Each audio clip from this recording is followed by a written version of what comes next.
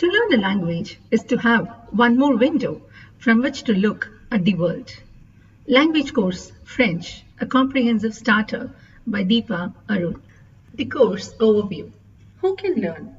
Anyone having a flair to learn French language?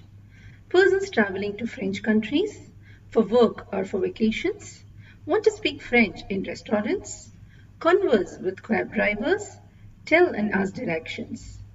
At the airport, negotiate at a shop, etc. Students struggling to understand the grammar concepts? This course will guide to better and clear understanding of the grammar concepts and help to speak, read and write confidently. Aspiring to write exams for any certifications? This course material is designed to help and guide you to success.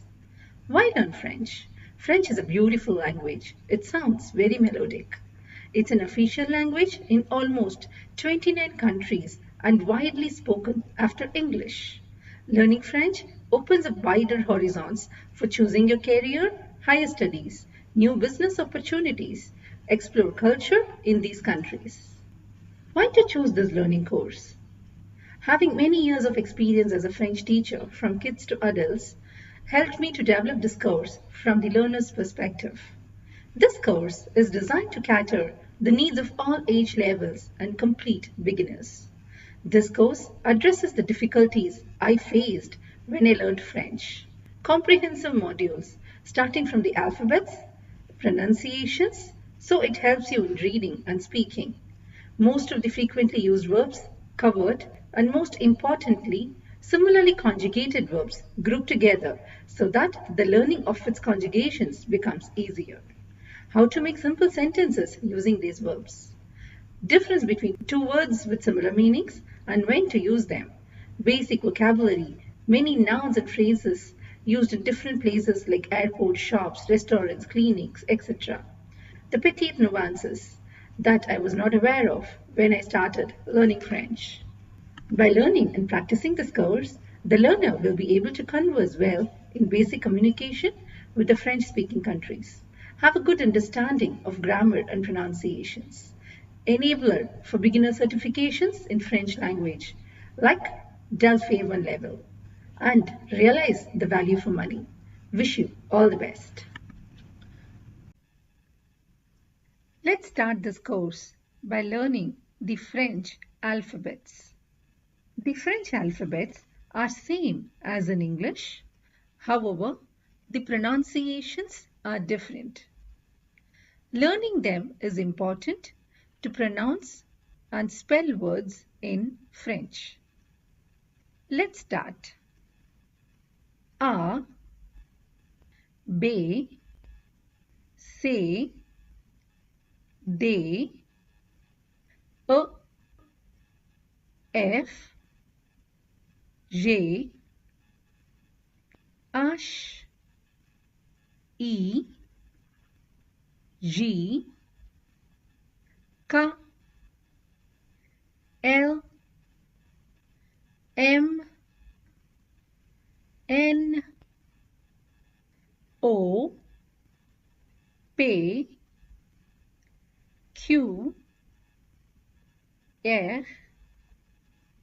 S, T, U, B, W, X, Y, Z. Let me explain few pronunciations again. The English alphabets A and E. A is pronounced as A with the mouth wide open, and E is pronounced as mouth little closed and rounded. Next are the English alphabets G and J. G is pronounced as J in French, and the English alphabet J is pronounced as J in French. The alphabet R is pronounced as R. While using them in words, at the beginning it might be a little difficult, but with practice we can get it. The next alphabets are V and W. V is pronounced as ve and W is pronounced as double, meaning 2 times V. Let me repeat all the alphabets one more time. A, B, C, D, E, F, G, H, E, G, K, L, M, N, O, P, Q, R, S, T, U, V, W, X, Y, Z.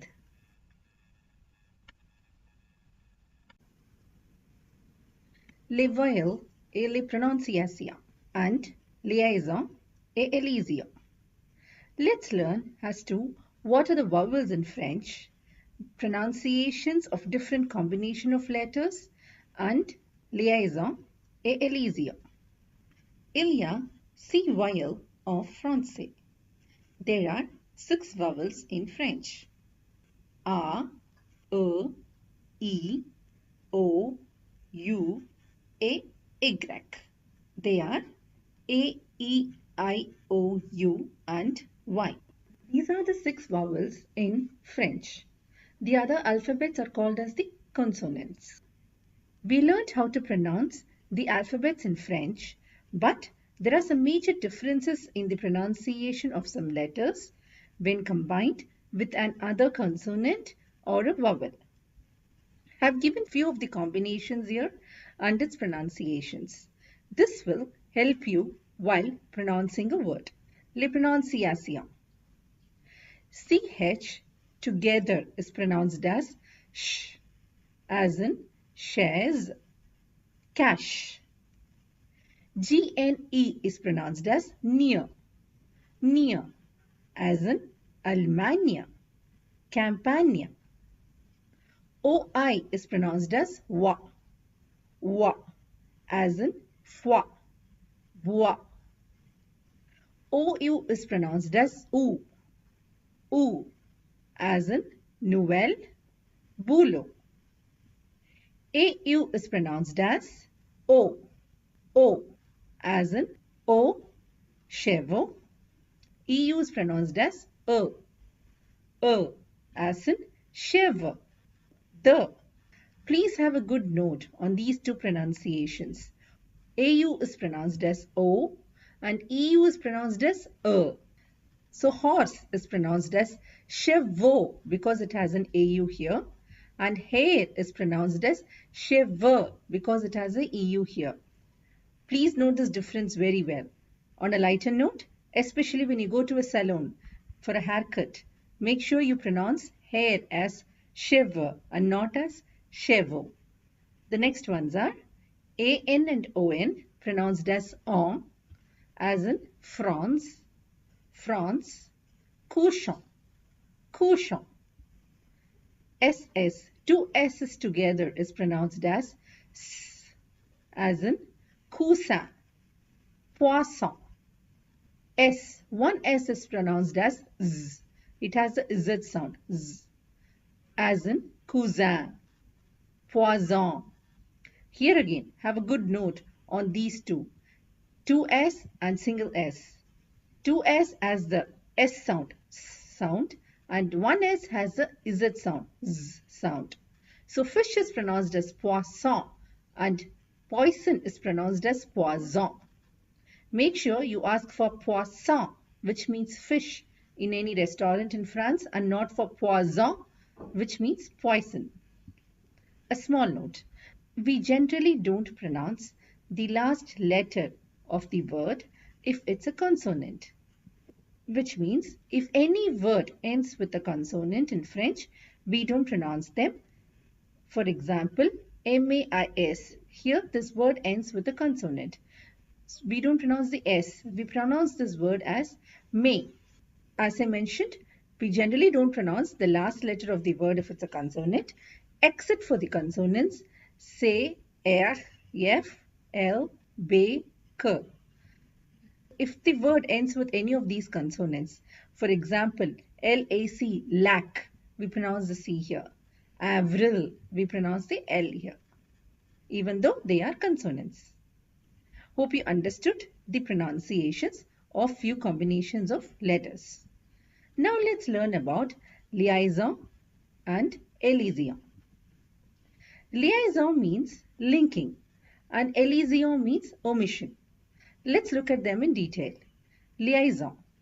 As I mentioned before, we don't pronounce the consonants in French.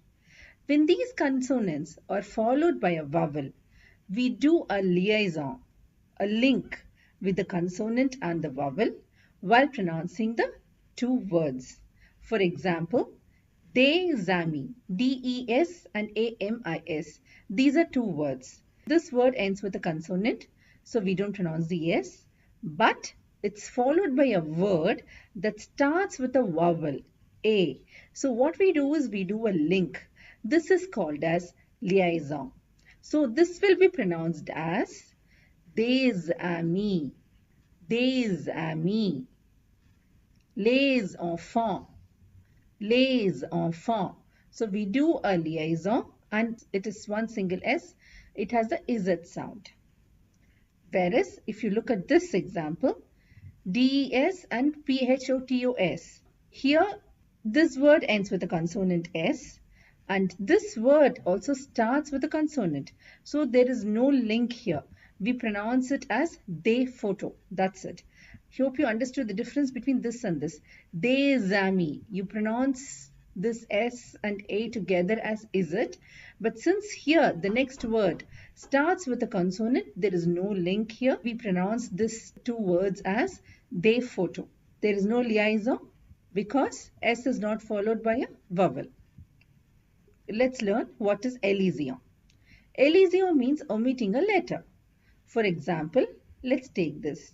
Le ami. Here there are two vowels, E and A, next to each other. So elision means we remove the letter E and replace it with an apostrophe. So it becomes L apostrophe A-M-I. So the pronunciation also becomes lami. So it is not le ami, it's pronounced as lami. Another example is this. Instead of pronouncing as je, a, we remove this E, put an apostrophe because there are two vowels together and it becomes j'ai, which means I have. Hope you understood all these well. These would surely help you while pronouncing the words and while reading sentences. Les accents. We are going to learn about the different accents in French. Il existe 5 accents en français. There are 5 accents in French. L'accent aigu, l'accent grave, l'accent circonflexe, l'accent tréma, et l'accent cédille. Let me explain about each accent and why do we use them in detail. The first one is l'accent aigu. Est utilisé uniquement sur E, which means it is used only over the letter E. It is used to modify the pronunciation. This is the symbol of the accent aigu. For example, let's take this word, canapé. Without this accent aigu, you will not get the A sound. In order to get the A sound, we use the accent aigu over the letter E. Un canapé. It is mostly used when E is the first letter of the word. For example, une école. It's also used when E is the last letter of a word. Un café. And this includes even if the word ends with a plural S or an E. In these examples, if you see, even though the word ends with an S and E, this E will have the accent aigu. Des canapés, un lycée. Hope you understood what is accent aigu and why do we use them. The next accent is the accent grave. This is the symbol of the accent grave. Est utilisé sur a, e, u. It is used over the vowels a, e and u. For example, mère. It is used mostly to distinguish between homophones. For example, OU in French means or, but OU with an accent grave means where. Similarly, a is a conjugated verb which translates to have in English, but a with an accent grave means at. Let's now look at the differences between the pronunciation of these two accents, accent aigu and accent grave, when placed above the letter E. Accent aigu has the pronunciation A, deba, echo, whereas accent grave has the pronunciations A, mer, père. This example, if you see, has both the accents, légère, légère. Hope you understood the difference. The next accent is the accent circumflex. This is the symbol of the accent circumflex. It is also called as a chapeau. Est utilisé sur a, e, I, o, u. It is used above the vowels a, e, I, o, u. It is said to replace the s in the English words. For example, the English word hospital becomes a hôpital in French, wherein you remove the s and put a circumflex over the letter o. Forest becomes une forêt with the circumflex over the letter e after removing the letter s. Haste becomes une hâte with the circumflex over the letter a after removing the s. And isle becomes une île with the circumflex over the letter I after removing the s. The next accent is l'accent cédille. This is the symbol of the accent cédille. Est utilisé sous C, devant les voyelles A, O, U, pour obtenir le son S. This accent is used below the letter C before the vowels A, O and U to obtain the sound S, because generally the letter C is pronounced as K before the vowels A, O and U without the cédille. Example, cahier, cousin, cuisine.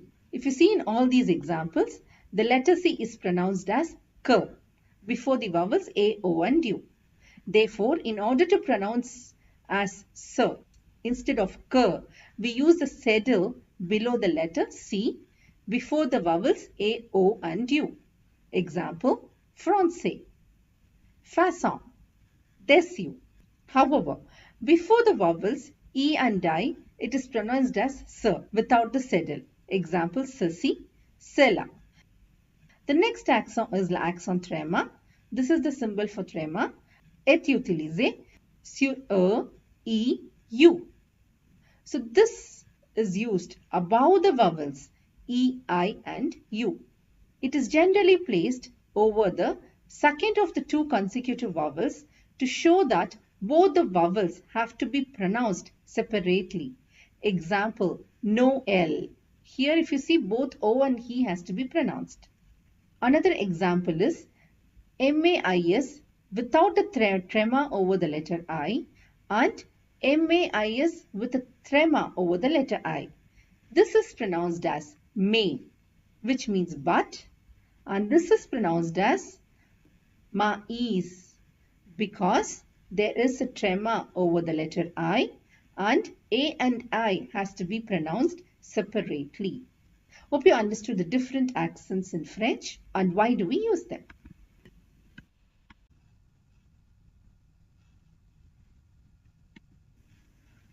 Gender in French. Knowing the gender of a noun in French is very important. We use the articles or the adjectives based on the gender of the noun. In French, each noun has a gender.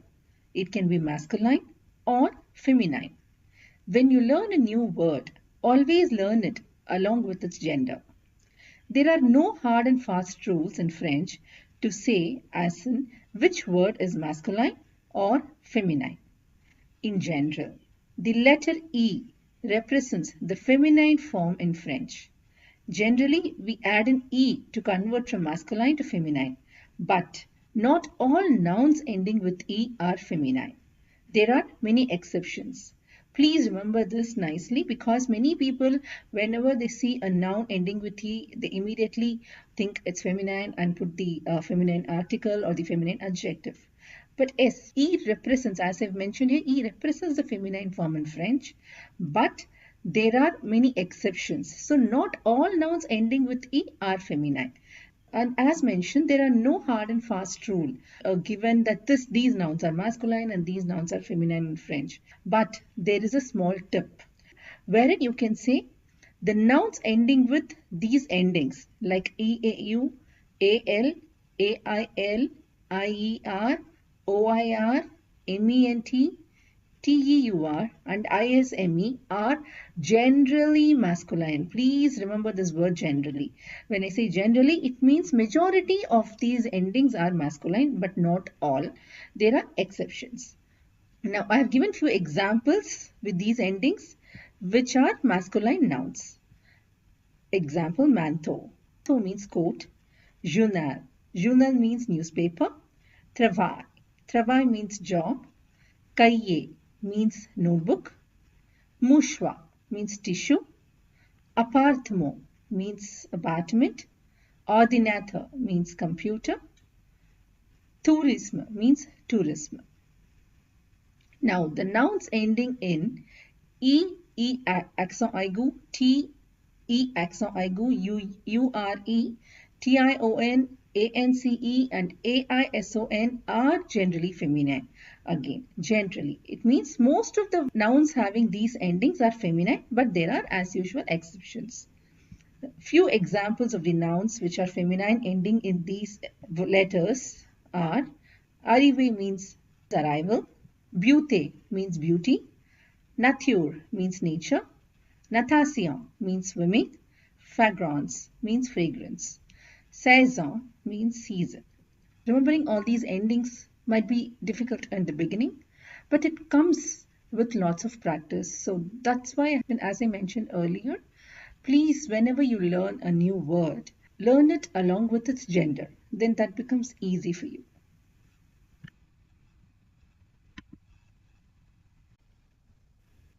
Let's learn on how to convert singular nouns to plural nouns.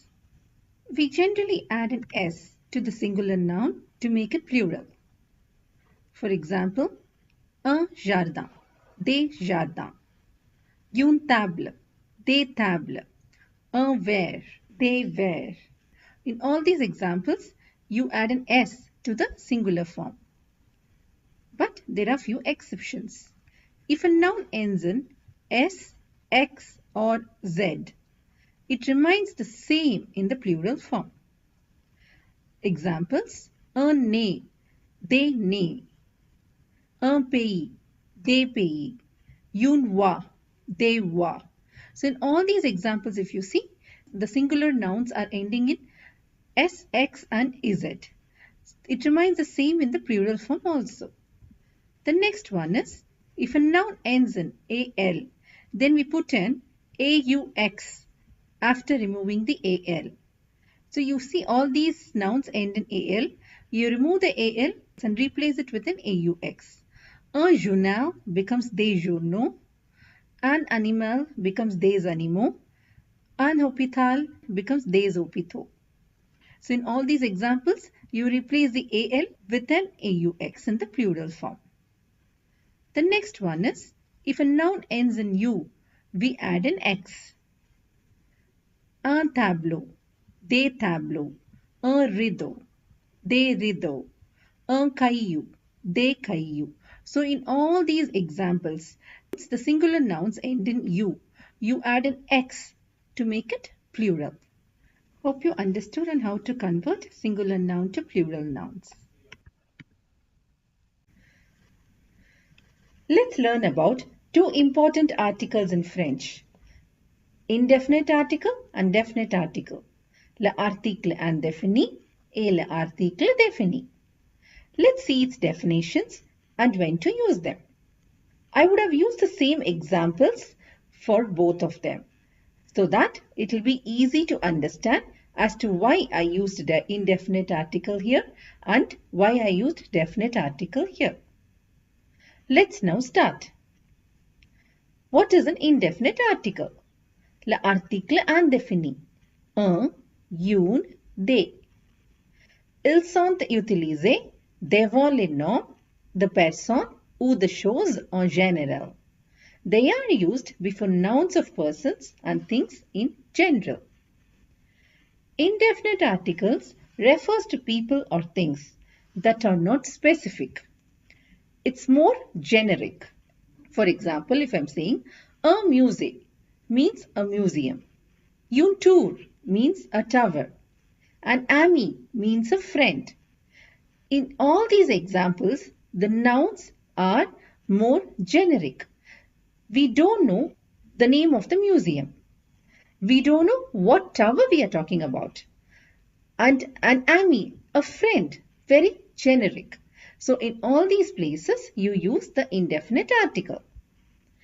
We also use indefinite article quand on présente un nom pour la première fois. So it means when we present the noun for the first time, also we use the indefinite article.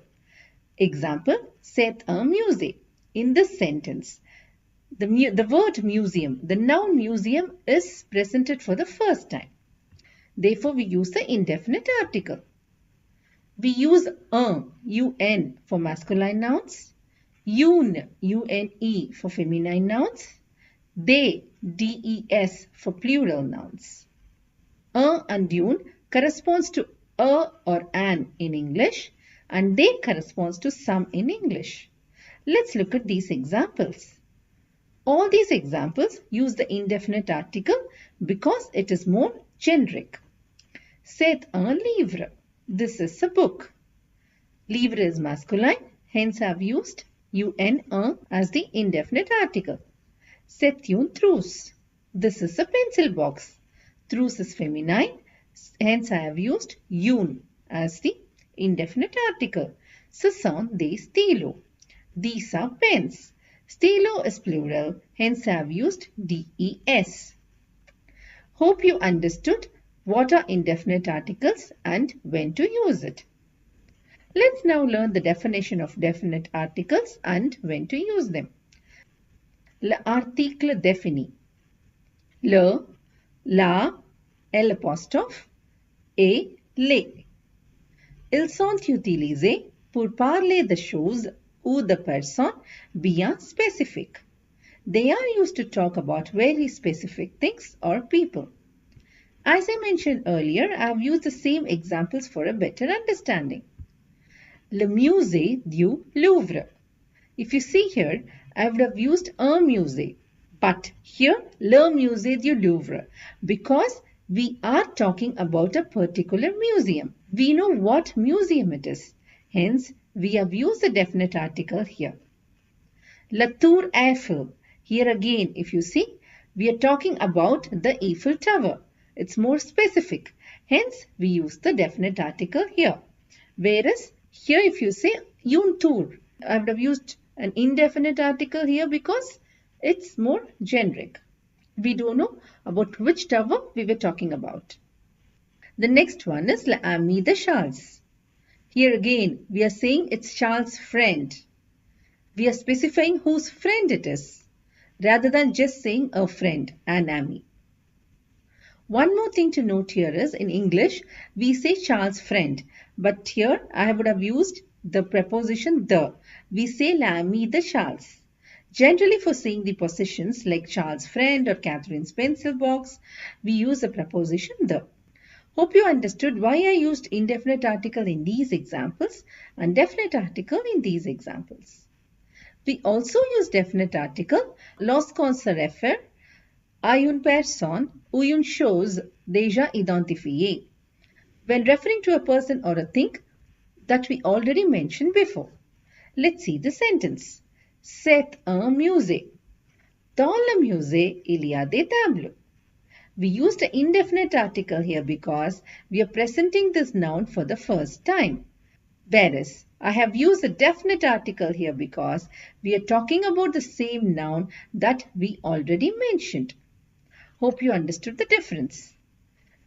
We also use definite articles after these verbs. Après les verbes aimer, adorer, préférer, détester. After these verbs, we use the definite article. We use le for masculine nouns, la for feminine nouns, les for plural nouns, l apostrophe before a vowel. Let's now look at these examples. Since I have used the same ones as I used here, you know by now the gender of all these nouns. I have used le because livre is masculine, la because trios is feminine, les because it is plural, and l apostrophe because the noun starts with a vowel. C'est le livre de Thomas. This is Thomas's book. C'est la trousse de Catherine. This is Catherine's pencil box. Ce sont les stylos d'Alex. These are Alex's pens. C'est l'ami d'Alice. This is Alice's friend. J'adore la musique classique. I love classical music. Why I have used the definite articles here is because the nouns are more specific here. Here it's a book in general, whereas here it's Thomas's book, Catherine's pencil box, Alex's pens. So we all know more about the noun. We all know whose book it is, whose friend it is. So we use definite articles in all these examples. I've used la here because music is feminine, and with adore we use the definite article as I mentioned already. Hope you all understood clearly what are indefinite and definite articles and when to use them. Les pronoms sujets. Subject pronouns.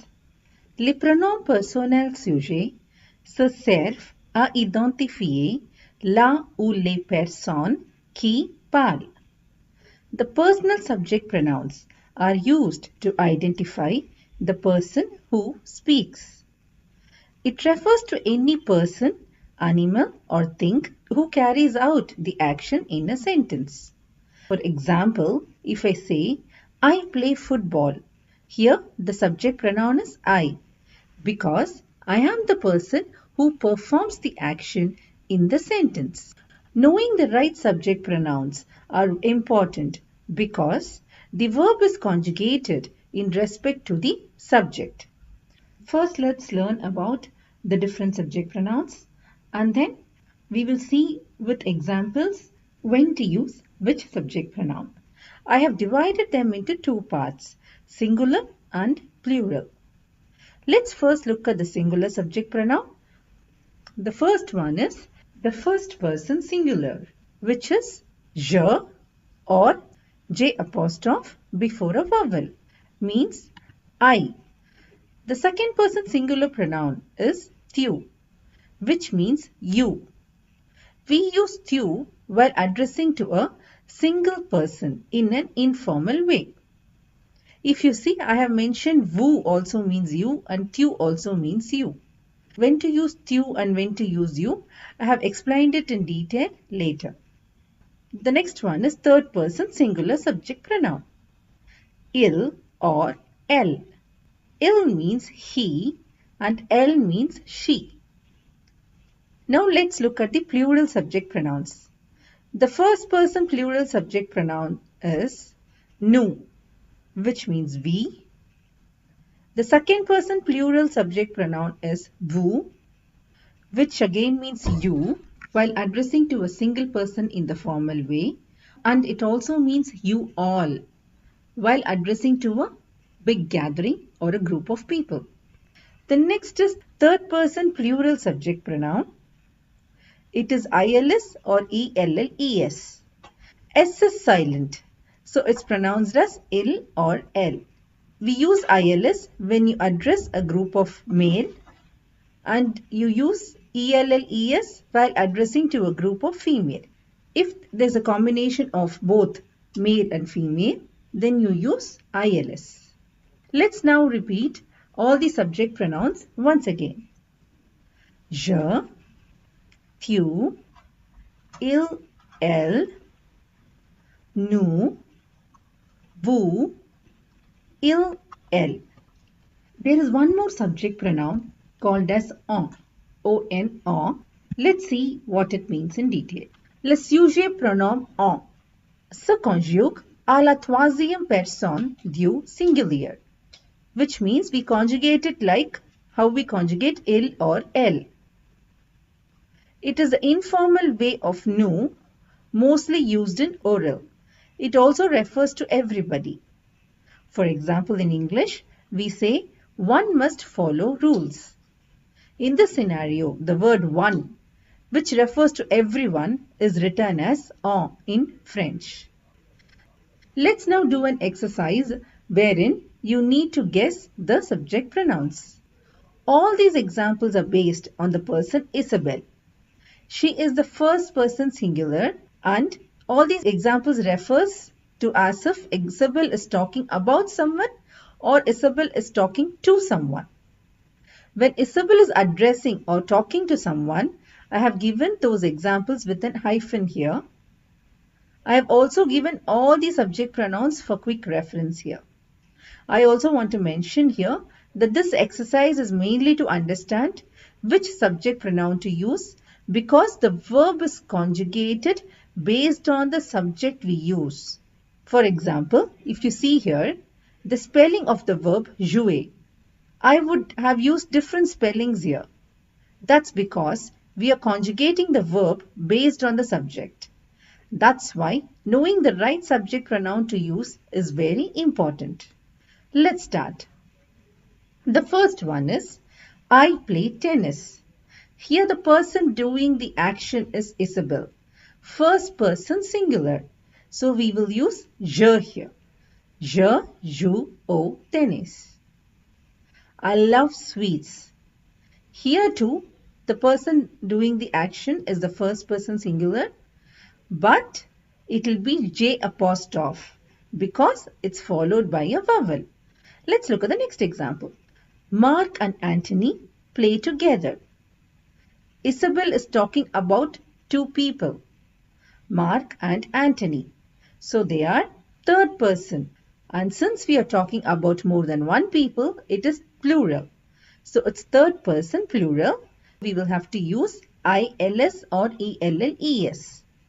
We use here ILS because Mark and Anthony are group of boys. Ils jouent ensemble. Let's look at the next example. Me, Mark and Anthony play together. Here if you see, the first person Isabel is also included. It will be first person plural nous, that is we. Hope you understood the difference between these two. Why we used ILS here and why we used nous here. In the previous example, it's like saying they play together. But here, since Isabel is also included, it will be we play together. Hence, we use nous as the subject pronoun. Nous jouons ensemble. The next one is Mark. You play well. I have mentioned it with an hyphen. So it means Isabel is talking to Mark. So when you talk to someone or when you're addressing to someone directly, then it is second person. Here it is Mark is one person, so it's second person singular. So we will use tu here. Mark, tu joues bien. The next example is Mr. Anthony, you play well. Here again, Isabel is directly talking to a person and it is singular, but she's addressing with respect. She's using the formal way. So when you're addressing to a single person in a formal way, it will be second person plural. So we will use vous here. Monsieur Anthony, vous jouez bien. The next one is, dear friends, you're all intelligent. Here again, Isabel is addressing or talking to a group of people. So it will be second person plural. Therefore, we will again use vous here. Chers amis, Vous êtes intelligent. Next example is, Mark is my best friend. Here Isabel is talking about Mark. She is talking about someone. Therefore, it is third person singular. It's like saying, he is my best friend. So we will use here il because Mark is a male. Il est mon meilleur ami. The next one is Mary lives in Paris. Here again, Isabel is talking about Mary. It will be third person singular, and since Mary is a female, we will use elle. Elle habite à Paris. It's like saying she lives in Paris. Mary and Claire are friends. In this scenario, Isabel is again talking about two people, Mary and Claire. So it will be third person plural, but we will use here ELLES because both Mary and Claire are females. It will be elles sont amies. They are friends. Mary, Mark and Anthony live together. Here also Isabel is talking about three different people, Mary, Mark and Anthony. It will be third person plural, but will we use ILS or ELLES? Correct, we will use ILS because it is a group of boys and girls. If we have a group of boys and girls, then we will use ILS. So we say, ils habitent ensemble. They live together. These two examples here are given to show that subject pronouns can also refer to things and not only to people. For example, here, this table is very heavy. And if I have to say, it is very heavy, how do I say that? You should use the third person subject pronoun. But will we use il or elle? That depends on the gender of the noun or the thing. In the coming slides, you will learn that all nouns has a gender. It's either masculine or feminine. Here in this example, we will use elle because table, table is feminine. We will say elle est très lourde. The next one is this painting. It is big. In this example, painting is masculine. So we will use il as the subject pronoun. We would say il est grand.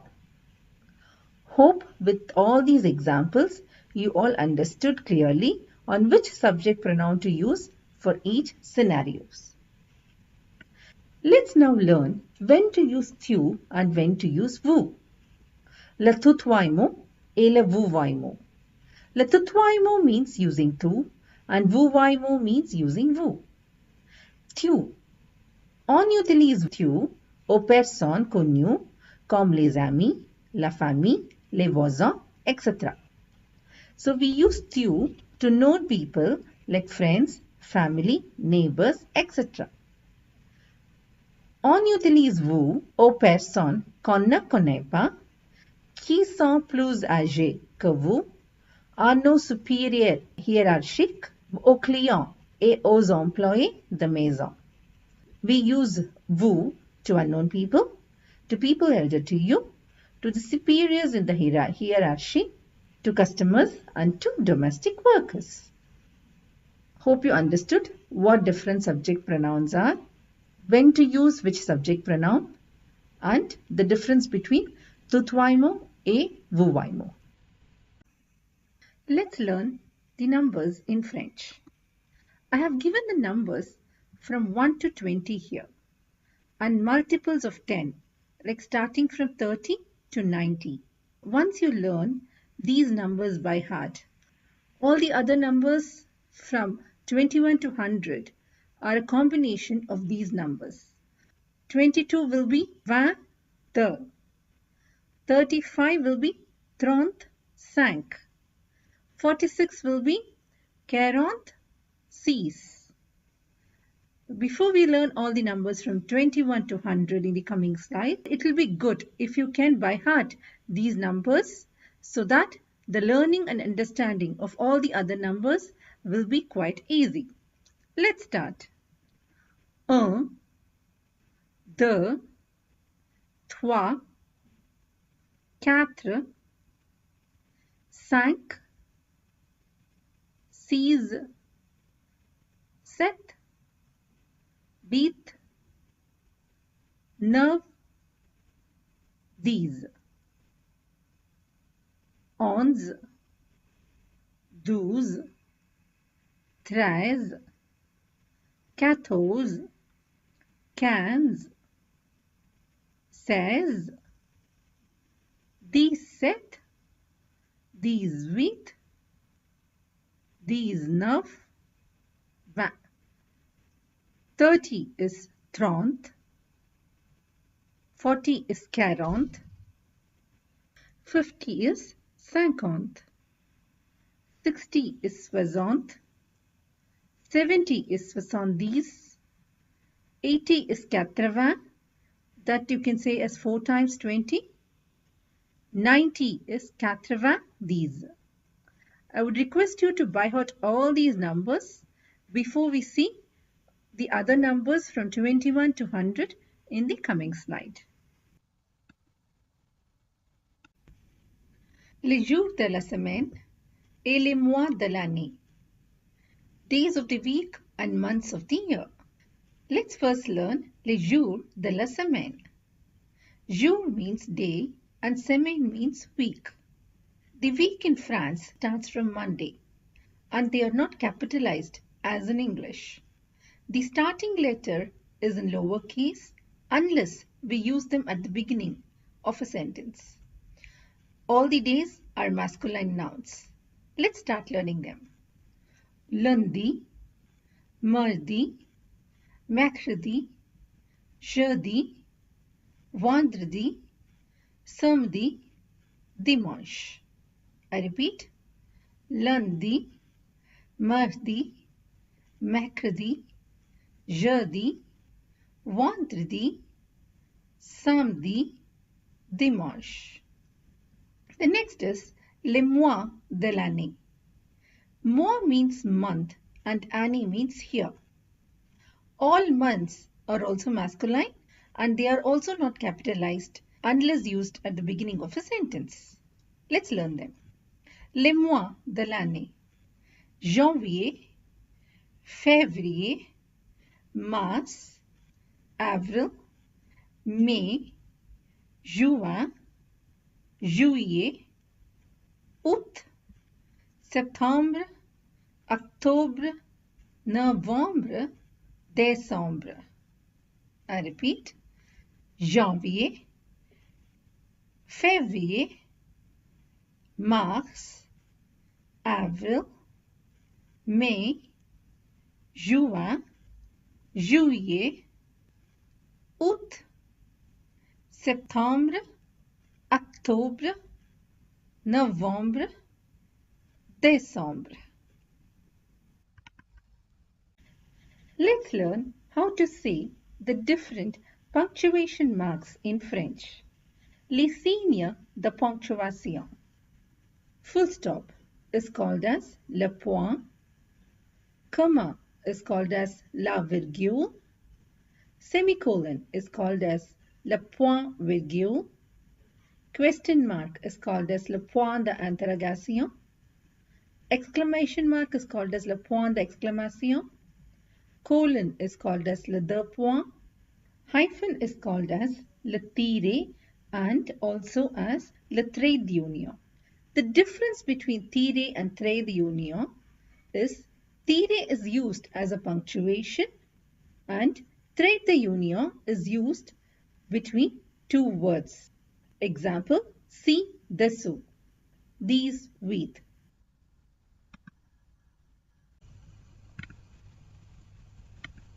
Les professions et les métiers. Professions and occupations. Let's see a list of professions and how they are told in French.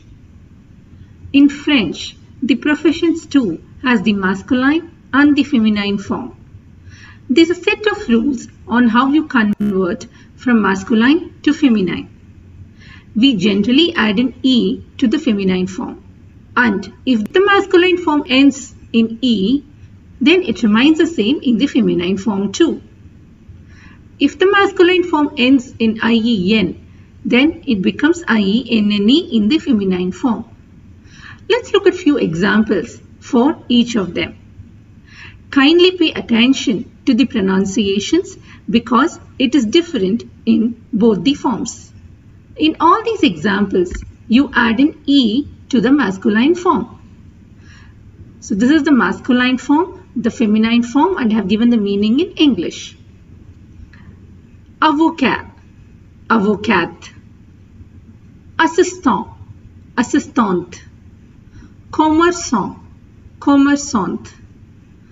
Enseignant, enseignante. Gérant, gérante. Écrivain, écrivaine. In these examples, the feminine form remains the same as the masculine form since it ends with an E, and the pronunciations too remain the same. Chimiste, chimiste. Dentiste, dentiste. Guitariste, guitariste. Journaliste, journaliste. Pianiste, pianiste. Psychologue, psychologue. In these examples, IEN becomes IENNE in the feminine form. Mécanicien, mécanicienne. Pharmacien, pharmacienne. Informaticien, informaticienne. Physicien, physicienne. Musicien, musicienne. Opticien, opticienne.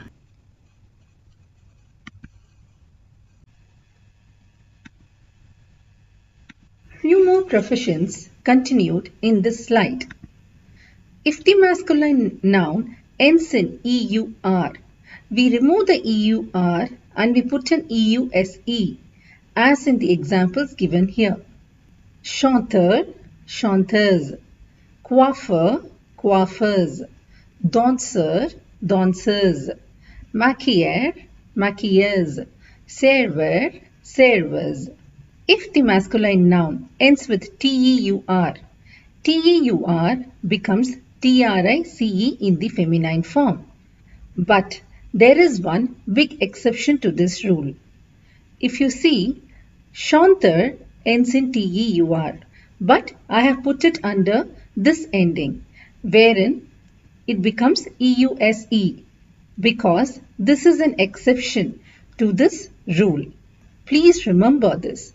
But generally, the masculine forms ending in TEUR becomes TRICE, as in the below examples. Actor, actrice. Director, directrice. And remember, this director is a director of an organization or an enterprise and not a director of a movie. Realisateur, realisatrice. This means filmmaker or director of a movie. Producteur, productrice. Formateur, formatrice.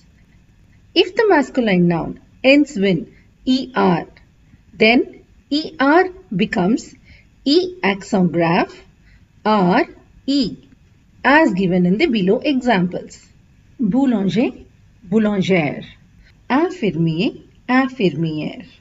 Jardinier, jardinière. Ouvrier, ouvrière. Policier, policière.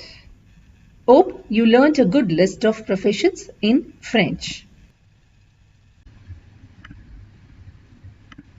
In this slide, let's learn how nationalities are told in French. The nationalities too has the masculine form and the feminine form. When the speaker is a male, he uses the masculine form, and when the speaker is a female, she uses the feminine form. The conversion from masculine to feminine is done in the similar way how we did in professions.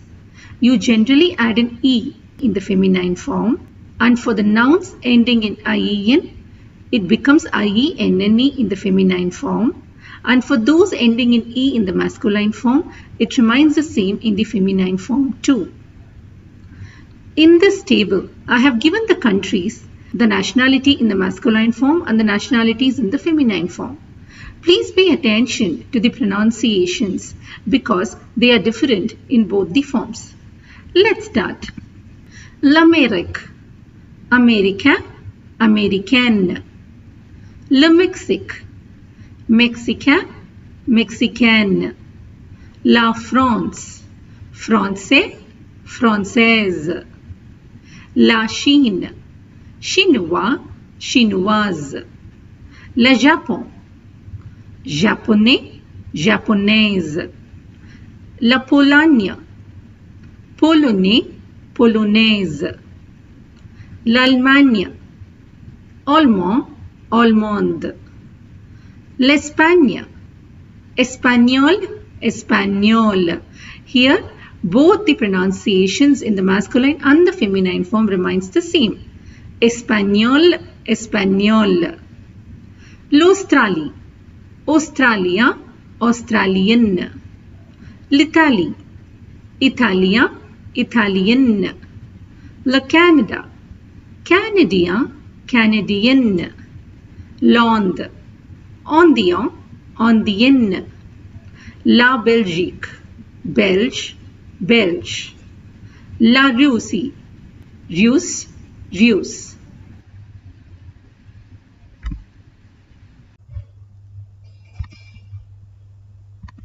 Les verbes.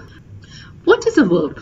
Un verbe, un mot qui exprime une action et qui change selon la personne qui parle, le temps et la voix, active ou passive.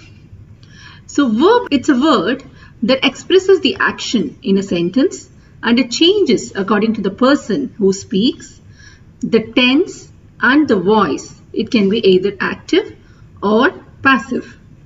So verb refers to an action, which means what a person is doing, like eating, running, giving, listening, seeing. So all these are actions and it is a verb in a sentence. So when I say it changes according to the person who speaks, it means that the verb is conjugated differently for each subject pronoun.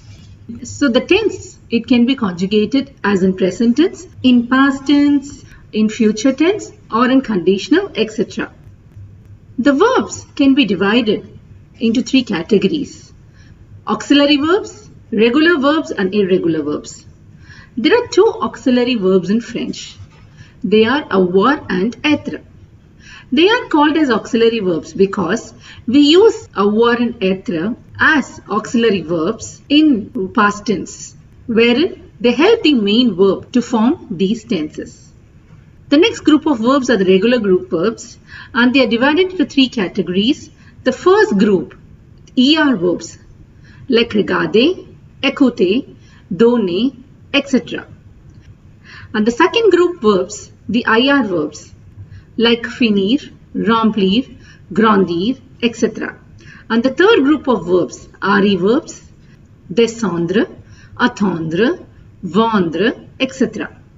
These are called as regular verbs because they follow a particular rule while conjugating them. The next group of verbs are the irregular verbs like aller, pouvoir, devoir, vouloir, venir, sortir, etc. These are called as irregular verbs because they do not follow any specific rules while conjugating them. In the coming slides, we'll see how to conjugate the auxiliary verbs, the regular verbs and the irregular verbs. Now that we learned how to conjugate the verb être, let's learn how to make sentences using this verb, using the nationalities and the professions that we learned before. So while forming a sentence, first see what verb you're using. Use them after conjugating it with the right subject pronoun and then put the noun with its article. And if need be, you can use adjectives or adverbs. This is how you generally form a sentence. You might see in these examples that I would not have used article for many of them. That's because you don't need an article while stating people's professions. And for nationalities, If it is used as an adjective, you don't capitalize the nationalities. You capitalize the nationalities only when it is used as a noun. So I have shown both the examples here. The first one is, he is French. So the verb here is être, conjugated with the subject pronoun il. So it becomes il est, and put the nationality Francais. So it is il est Francais. As I mentioned earlier, since you're using the nationality here as an adjective, you don't capitalize it. In this example, if you see, the French are trendy. So here, the French nationality is used as a noun. So you capitalize it and put the article les because it is plural. So it becomes les Français. The verb is être. The subject is les Français, which is third person plural. So you conjugate être with ILS. So it becomes sont. And trendy is written as à la mode in French. So you write the sentence as les Français sont à la mode. Hope you understood when to capitalize for nationality and when not to. In the next example, the subject again here is ILS. So the sentence is, they are software engineers. You conjugate être with ILS, it becomes sont. So ils sont informaticiens. You put an S here because the subject is plural. And as I mentioned earlier, you don't need an article before informaticien because while stating a people's profession, you don't use an article in French. In the similar way, you frame sentences for all the other three examples also. She is a singer. Here again conjugate être with elle, so it becomes elle est chanteuse. You use the feminine form of the profession because the subject is feminine. You're talking about a female. The next example is, Jennifer is an American. Again, since Jennifer is a female, you use the feminine form of the nationality. So it is Jennifer est américaine. I am a teacher is written as je suis enseignant.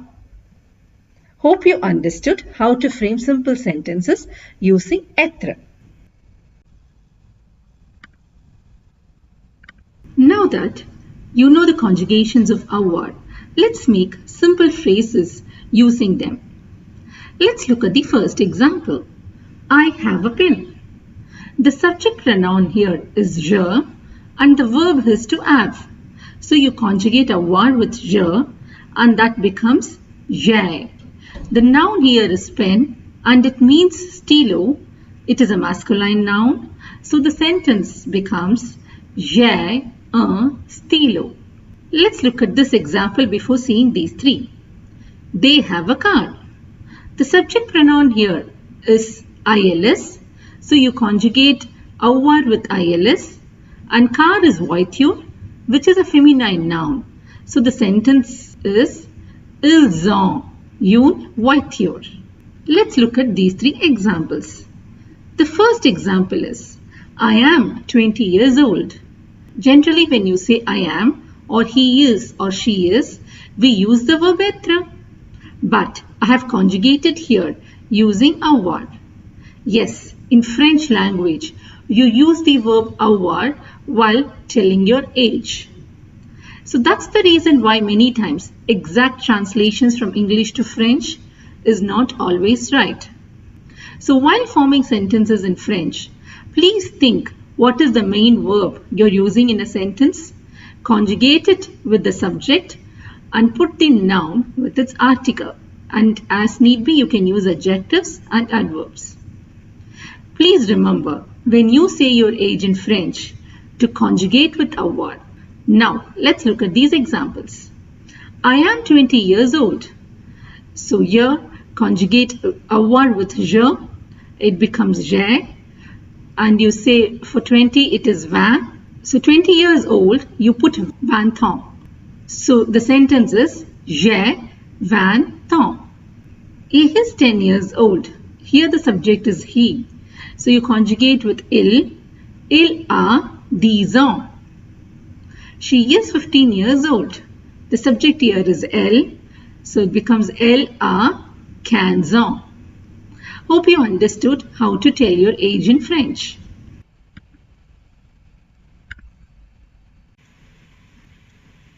Let's learn on how to conjugate the ER verbs in the present tense. This is a regular verb, and as I mentioned, they have a set of rules to conjugate them. ER verbs is one of the easiest verb because most of the ER verbs follow this rule. However, aller, which means to go, is one big exception. Even though it ends in ER, it is an irregular verb and follows a different conjugation altogether. Few other small exceptions are for the verbs ending in GER, CER, TER, LER and YER. These verbs follows the rule, but there is a small change in the spelling of the conjugation, which we will take a look in the coming slides. Now, let's see how to conjugate the ER verbs. I have given a small list of ER verbs here. Parler means to speak, aimer means to like, trouver means to find, visiter means to visit, jouer means to play, habiter means to live, regarder means to watch, demander means to ask, écouter means to listen, danser means to dance, apporter means to bring. I have taken parler as an example to conjugate the ER verb. So first you remove the ER. What is left is PARL. This is called as the stem of this verb. To the stem, you add certain endings. So you add E to je, ES to tu, E to illendel. For nous, you add ONS. For vous, you add EZ. And for ILS and ELLES, you add ENT. So to summarize, after removing the ER, you will have the stem.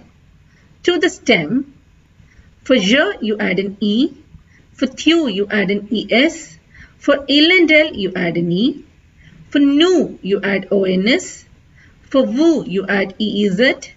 For ILS and ELLES, you add ENT. All the ER verbs except for aller has these endings. Now, let's look at the pronunciations and its meanings. Je parle, I speak or I am speaking. Tu parles, you speak or you are speaking. Il parle, he speaks or he is speaking. Elle parle, she speaks or she is speaking. Nous parlons, we speak or we are speaking. Vous parlez, you speak or you are speaking while addressing to one person in the formal way. You all speak, you are all speaking while addressing to a gathering. Il parle, elle parle means they speak or they are speaking. Only the pronunciations for you all. Je parle, tu parles, il parle, elle parle, nous parlons, vous parlez, il parle, elle parle. If you notice, the pronunciations for all the singular subject pronouns and ILS and ELLES remains the same because you don't pronounce E, ES, E and ENT. They remain silent. Hope you understood on how to conjugate the ER verbs and how to pronounce them. We will look at few more examples in the next slide. In this slide, I have conjugated two more ER verbs and formed simple phrases using them. The first example I have taken is regarder. So following the rule, you remove the ER and then you add an E with je, ES with tu, E with il and el, ONS for nous, EZ for vous and ENT for ILS and ELLES. So the conjugations for regarder would be je regarde, tu regardes, il regarde, elle regarde, nous regardons, vous regardez, il regarde, elle regarde. Let's make a small sentence using this verb. I have also given the vocabulary used to make these sentences. The sentence that we are going to make in French now is, she is watching TV. In French, she is watching and she watches. For both, you can conjugate in the present tense. So now let's see what the main verb is. It is to watch, which means regarder in French. And the subject is she, which is elle. So conjugate regarder with elle. So it becomes elle regarde. And then put the noun. The noun here is TV, which is télé, and it is feminine. So you write the sentence as elle regarde la télé. Hope you understood how to make a very simple sentence using a subject, verb and a noun. In the next example, I have added an adverb as well. Let's see the next example. Écouter. Écouter means to listen. Following the rule, you conjugate écouter, and these are the conjugations. The pronunciations would be j'écoute, tu écoutes, il écoute, elle écoute, nous écoutons, vous écoutez, ils écoutent, elles écoutent. Let's now make a small sentence. They listen to radio every day. The subject here is ILS and the main verb is to listen, which is écouter in French. So conjugate écouter with ILS, it becomes ils écoutent. The noun is radio, which is radio, and it is feminine in French. So the sentence would be ils écoutent la radio. Now we also have an adverb, which is every day. So every day is tous les jours in French. So you put an adverb also. So ils écoutent la radio tous les jours. Hope you understood how to make simple phrases in French. I had mentioned that there are few ER verbs wherein there is a small change in the spellings of the conjugations. In this slide, we will see those small changes for the verbs ending in GER and CER. The rest we will keep it for later. Few verbs ending in GER are manger, means to eat, ranger means to tidy or to put in order, nager means to swim, changer means to change, déménager means to shift, meaning to move from one place to the other, voyager means to travel. Okay, so what is that small change in the conjugation of these verbs? I have taken manger as the example. It is conjugated in the same way. You remove the ER and put its respective endings. But in the new form, you add an E before the O. This is done because G is pronounced as J, meaning it has the J sound in front of the vowels E, I and Y.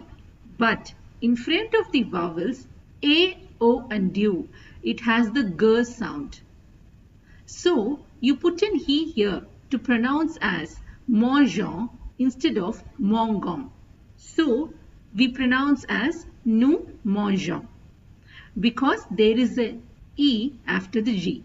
Hope you understood the small change in the spelling for the GER verbs and why we do this. Now let's see the verbs ending in CER. Few examples are effacer means to erase, annoncer means to announce, commencer means to start, prononcer means to pronounce, remplacer means to replace. I have taken commencer as the example. Again, here too, everything is conjugated in the same way. You remove the ER and put the respective endings. But in the new form, you add the accent cédille to the C before this O. Again, this is also done for the pronunciation. C has the yes sound before the vowels E, I and Y. But C is pronounced as K before the vowels A, O and U. So if you put a cédille below the C, then it's pronounced as S. It has the sound before these vowels A, O and U. So to pronounce as commençant instead of commençant, you add the accent cédille to the C, so it becomes nous commençons. Hope you understood the small change in this CER verbs and why we are doing it.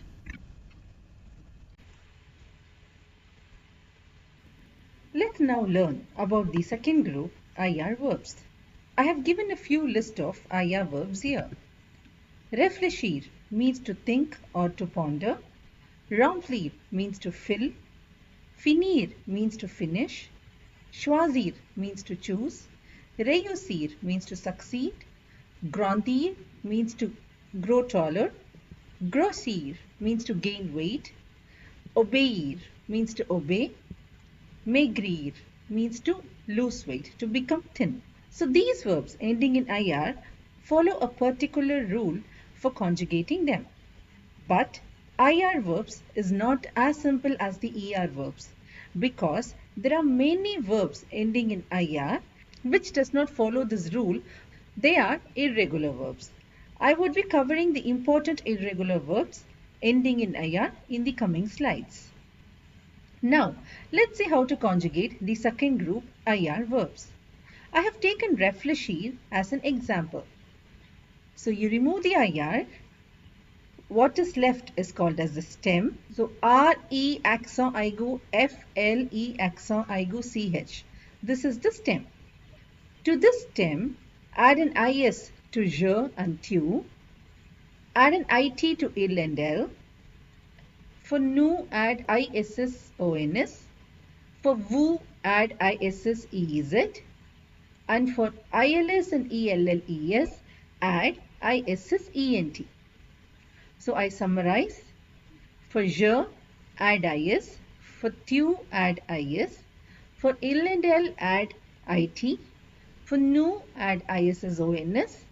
For vous, add ISSEZ. And for ILS and ELLES, add ISSENT. Let's see the pronunciations and the meanings for these. So réfléchir means to think or to ponder. Je réfléchis. I am thinking or I think. Tu réfléchis. You think or you are thinking. Il réfléchit. He thinks or he is thinking. Elle réfléchit. She thinks or she is thinking. Nous réfléchissons. We think or we are thinking. Vous réfléchissez. You are thinking or you think while addressing to a single person in the formal way, or you are all thinking while addressing to more than one person. Il réfléchit or elle réfléchit means they think or they are thinking. Only the pronunciations once more. Je réfléchis. Tu réfléchis. Il réfléchit. Elle réfléchit. So the pronunciations for all the singular subject pronouns are the same. Nous réfléchissons. Vous réfléchissez. Il réfléchit. Elle réfléchit. Let's see a few more examples in the next slide.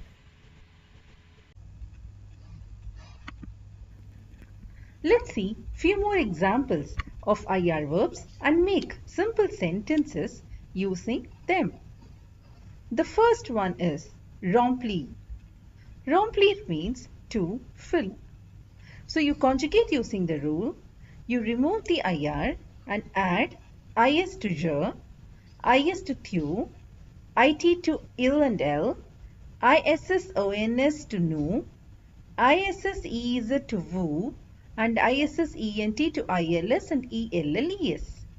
So it becomes je remplis, tu remplis, il remplit, elle remplit, nous remplissons, vous remplissez, il remplit, elle remplit. The sentence that we are going to make in French is, he is filling the bottle. As we already know, he fills or he is filling. For both we can use the present tense. The subject here is he, which is il, and the verb to fill is remplir. So conjugate remplir with il, it becomes il remplit. And the noun is bottle, which is bouteille in French, and it's feminine. So the sentence is il remplit la bouteille.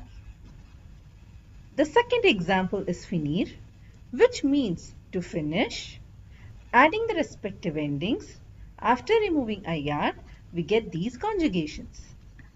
Je finis, tu finis, il finit, elle finit, nous finissons, vous finissez, ils finissent, elles finissent. Now let's make a sentence using finir. They finish the homework on time. So the verb to finish, which is finir, and then the subject pronoun is they, which is ILS. So conjugating finir with ILS, it becomes il finissent. The noun is homework, which is devoir, and it's always in the plural form in French. So the article we use is les. And there is an adverb on time, which means à l'heure. You can put this adverb at the end of the sentence. So you have conjugated the verb with the subject. So it becomes il finissent, put the noun, les devoirs, and then the adverb à l'heure. The sentence is ils finissent les devoirs à l'heure. Hope you understood how to conjugate the IR verbs and make simple sentences using them.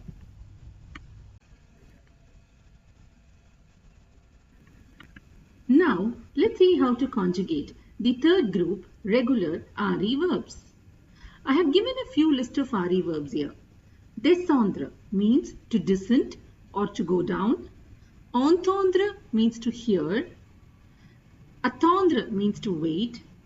Perdre means to lose. Vendre means to sell. Rendre means to return. Répondre means to respond. Défendre means to defend. Here, if you see entendre means to hear.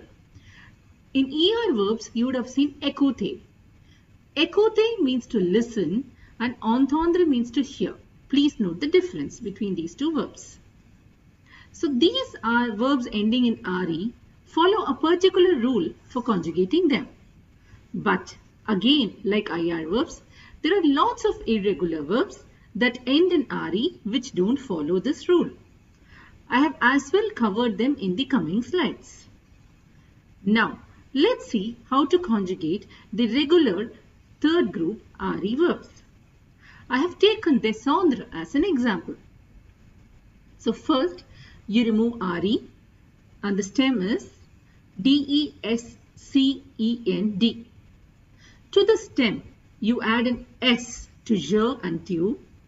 You don't add anything to il and elle. For nous, you add ONS. For vous, you add an EZ. And for ILS and ELLES, you add ENT. To summarize, remove the RE. Take the stem DESCEND. For je, add an S. For tu, add an S. And for il and elle, don't add anything. For nous, add ONS. For vous, add EEZ. And for ILS and ELLES, add ENT. Now, its meanings and pronunciations. Je descends, I go down or I am going down. Tu descends, you go down or you are going down. Il descend, he goes down or he is going down. Elle descend, she goes down or she is going down. Nous descendons, we are going down or we go down. Vous descendez, you go down or you are going down while addressing to a single person in the formal way. And you all go down or you are all going down while addressing to more than one person. Il descend and elle descend, they go down or they are going down. Only the pronunciations again for you all. Je descends, tu descends, il descend, elle descend, nous descendons, vous descendez, il descend, elle descend. So if you see the pronunciations here for je, tu, il, elle and ILS and ELLES remains the same. Descend. You don't pronounce the S and ENT remains silent always. Let's see few more examples in the coming slides. The examples I have taken here is attendre and entendre. Let's see its conjugations and frame small sentences using them. Attendre means to wait. Removing the RE and adding the endings. For je and thu you add an S. And for il and il you don't add anything. You add ONS with nu, EZ with VU, and ENT with ILS and ELLES. So it becomes j'attends, tu attends, il attend, elle attend, nous attendons, vous attendez, ils attendent, elles attendent. So the sentence we are going to make in French is Thomas is waiting for the bus. The subject is Thomas, which is third person singular, and the verb is attendre. So you conjugate attendre with il and it becomes il attend. And then you put the noun. The noun here is bus, which is bus in French. The spelling remains the same and it's a masculine noun. So the sentence here becomes Thomas attend le bus. If you see, I have not used any French equivalent for the preposition for. That's because after attendre, you don't need a preposition. It is followed by the direct object. So that is why sometimes translating word to word from English to French doesn't always work. Okay, now let's look at the next example, entendre. Entendre means to hear. After removing RE and adding the respective endings to the stem, it becomes j'entends, tu entends, il entend, elle entend, nous entendons, vous entendez, and ils entendent, elles entendent. The sentence here is I hear a noise. The subject pronoun is I, which is je. The verb is to hear, which is entendre. And the noun is noise, which is bruit in French, and it's masculine. So the sentence becomes j'entends un bruit. Now that we have completed learning the conjugations of the auxiliary verbs, the regular group verbs, and after seeing so many examples on how to make simple sentences, you can start making sentences using these verbs on your own. If you had seen, I would have mentioned only a few lists of ER, IR or RE verbs. But at the end of this lesson, I have given an additional list of verbs that fall under each group. You can try making sentences using them. Take the verb, conjugate it with the respective subject pronoun and put the noun with its article. And remember, while stating the professions of people, you don't need an article. Don't forget to refer the dictionary to find meanings of new words, and always remember to learn a new French word with its gender. La négation. Let's learn how to negate. On utilise les mots ne et pas qui entourent le verbe à la forme négative. Ne est placé avant le verbe et pas est placé après le verbe. Ne, verb, pas. We use the words ne and pas on either side of the verb. Ne is placed before the verb and pas after the verb. So it becomes ne, verb, pas. So this is how you negate. You use the two words ne and pas to negate. Ne is placed before the verb you want to negate and pas is placed after the verb. Let's see the examples. The affirmative form is given here and the negation is given here. The first one is il finit les devoirs. He finished the homework. So how do you negate this? If you want to say he has not finished the homework. So the verb here is fini. You use two words to negate, ne and pas. So ne is placed before fini and pas is placed after fini. So the sentence becomes il ne finit pas les devoirs. Let's look at one more example. Je regarde la télé. I'm watching TV. If you want to negate and say I'm not watching TV, then how do you do it? So here the verb is regard. You put ne before the verb and pas after the verb. So it becomes je ne regarde pas la télé. The next example is nous descendons. Here the verb is descendant. So if you want to negate, you put ne before descendant and pas after descendant. So the sentence becomes nous ne descendons pas. Here it means we are getting down. Here it means we are not getting down. Elle s'endort. So now let's see how to negate the reflexive verbs. The same rule applies. You use na and pa to negate it. But where do you put na? Is it before ondor or before the s? You put it before the s. You put it before the pronoun réfléchi. So it becomes elle ne s'endort pas. Okay? So this means she is sleeping. She is not sleeping. Hope you understood how to negate. But there is one very important point to remember. Attention. Les articles indéfinis, un, une et des, et les articles partitifs, du, de la, des, de l'apostrophe, deviennent de à la forme négative. What it means is, the indefinite articles un, une and des, and the partitive articles du, de la, des and the l'apostrophe becomes de in the negation. Mais avec le verbe être, il ne change pas. With the verb être, it does not change. We can understand better with these examples. J'ai un stylo. So here the verb is ai, a. I have a pen. Now if you want to say I don't have a pen, you put ne and pas on either side of the verb. So it becomes je n'ai pas. But this un becomes the. Because that is the rule. In negation, the indefinite articles you and they becomes the. So the sentence becomes je n'ai pas de stylo. Let's see one more example. Il achète du pain. He buys some bread. Here it's a partitive article. While negating, you put ne and pas on either side of the verb. So it becomes il n'achète pas. But here du becomes the. So, il n'achète pas de pain. Please remember, this is only for the partitive articles and the indefinite articles. There is no change when it comes to the definite articles. There is one more thing you need to remember. As I mentioned here, with être also it does not change. Let's look at this example. C'est une voiture.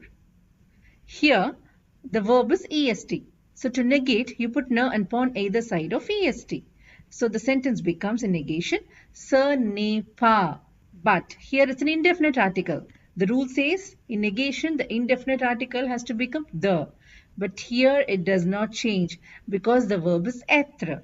If the verb is être, the indefinite and the partitive articles remains as it is. The sentence becomes, ce n'est pas une voiture. Hope you understood how to negate and the exceptions clearly. Let's start to learn how to frame or ask questions in French. There are three ways to ask questions in French. The first one is called as intonation. The next one is with est que. And the third one is called as inversion. Intonation means how I modulate the voice. For example, in English, I can modulate and say, you play badminton? Here the voice is modulated in a way to ask a question. This is the first way to ask a question, wherein you modulate the voice as if asking a question. The second one is with est que. You prefix est que with any statement, then it becomes a question. The third one is inversion, wherein we invert the subject and the verb. Generally, we put the subject first and then conjugate the verb with the subject. But while asking questions, while using the inversion, we invert the subject and the verb, meaning the verb comes first and then the subject, and we separate them using an hyphen. Now let me explain in detail using different examples. So the first one I have taken here is, do you watch TV? The first way to ask a question in French is intonation. So just write this in affirmative and modulate your voice. So what's the verb here? To watch. To watch in French is regarder. and the subject is you, let's use tu. Conjugate regarder with tu, it becomes tu regarde la télé. The noun here is television, which is la télé in French. So you modulate your voice as if asking a question. So it will be tu regardes la télé. Now the next one is est que. Just prefix est que before tu. Then it becomes a question. Est-ce que tu regardes la télé? The next one is inversion. So you invert these two. You invert the subject and the verb. Becomes regardes-tu la télé? Please remember, the first one is the intonation, is used more as an informal way and other two in a formal way. Inversion is more formal. The second one is, do you like sweets? The first one is intonation. So just write the sentence in the affirmative and modulate your voice. What is the verb here?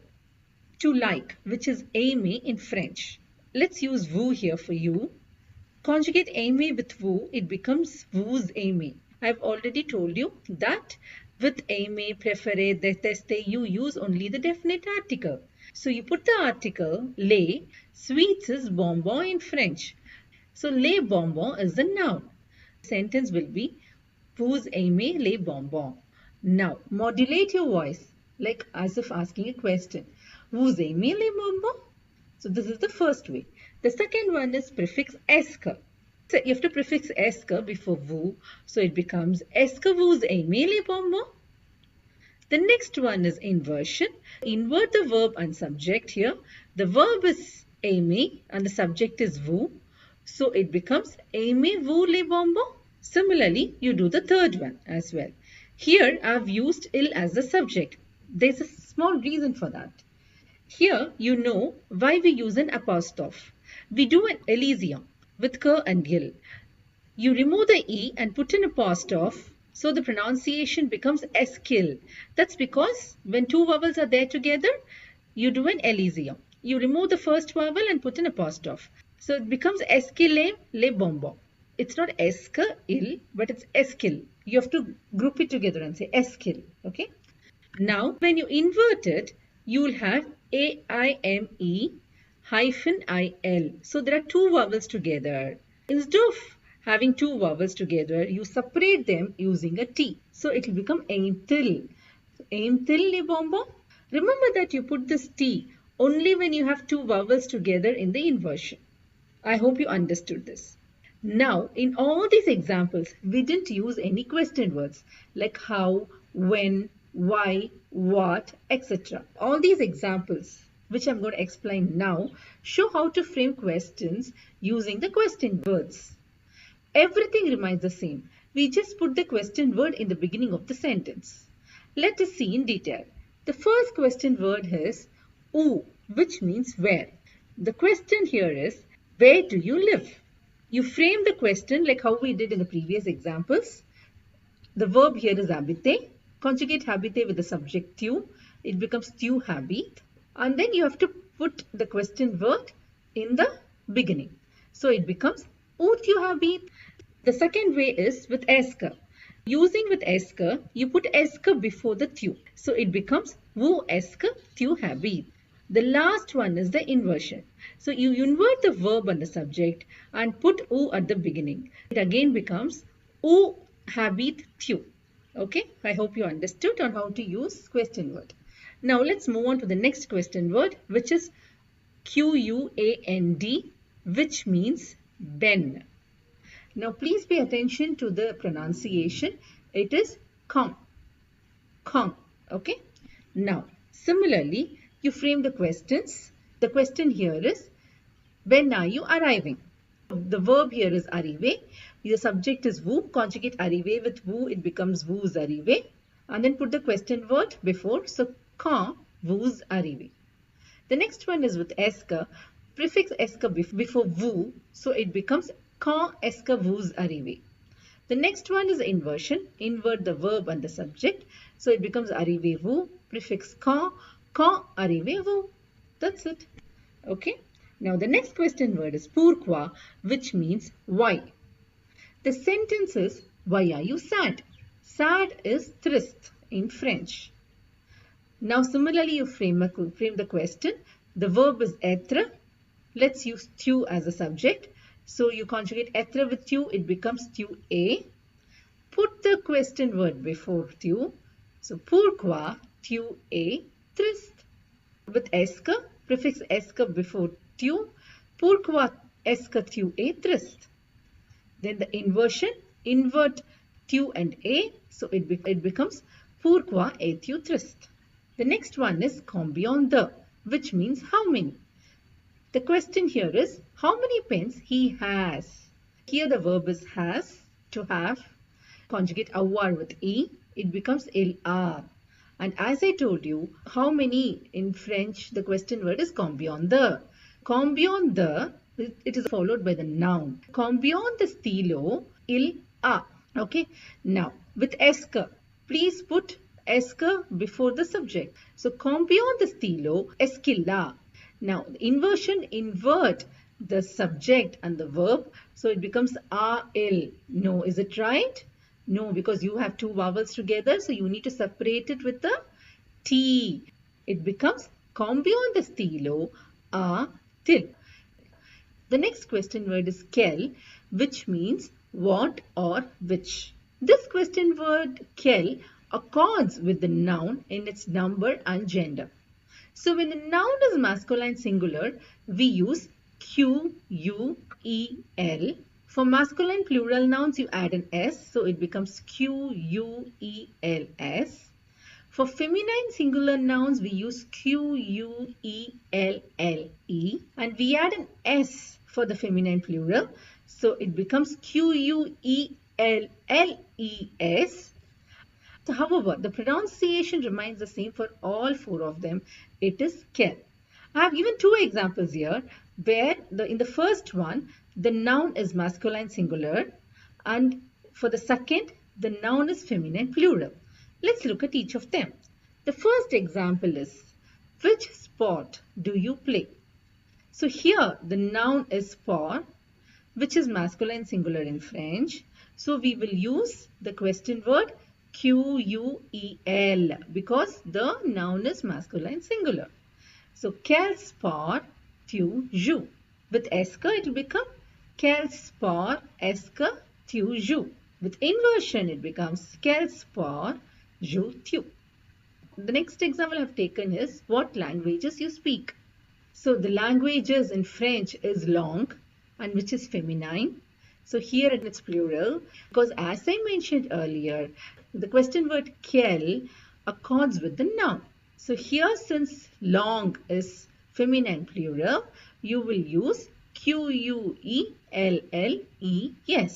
The verb here is to speak and the subject is L. So conjugating parler with L, it becomes L parle. Therefore, the question would be quelle langue elle parle? The first one. The second one will be quelle langue est-ce qu'elle parle? Next, the inversion. Invert parle and L. When you're inverting, remember there are two vowels again together. So you separate it with the T. So quelle langue parle-t-elle? Hope you understood on how to frame and ask questions. Let's learn about pronom tonique. On utilise le pronom tonique pour renforcer un pronom ou un nom. We use pronom tonique, the first usages, to reinforce a pronoun or a noun.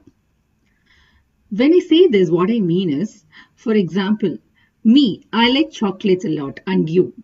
So here, how do you say me in French and this you?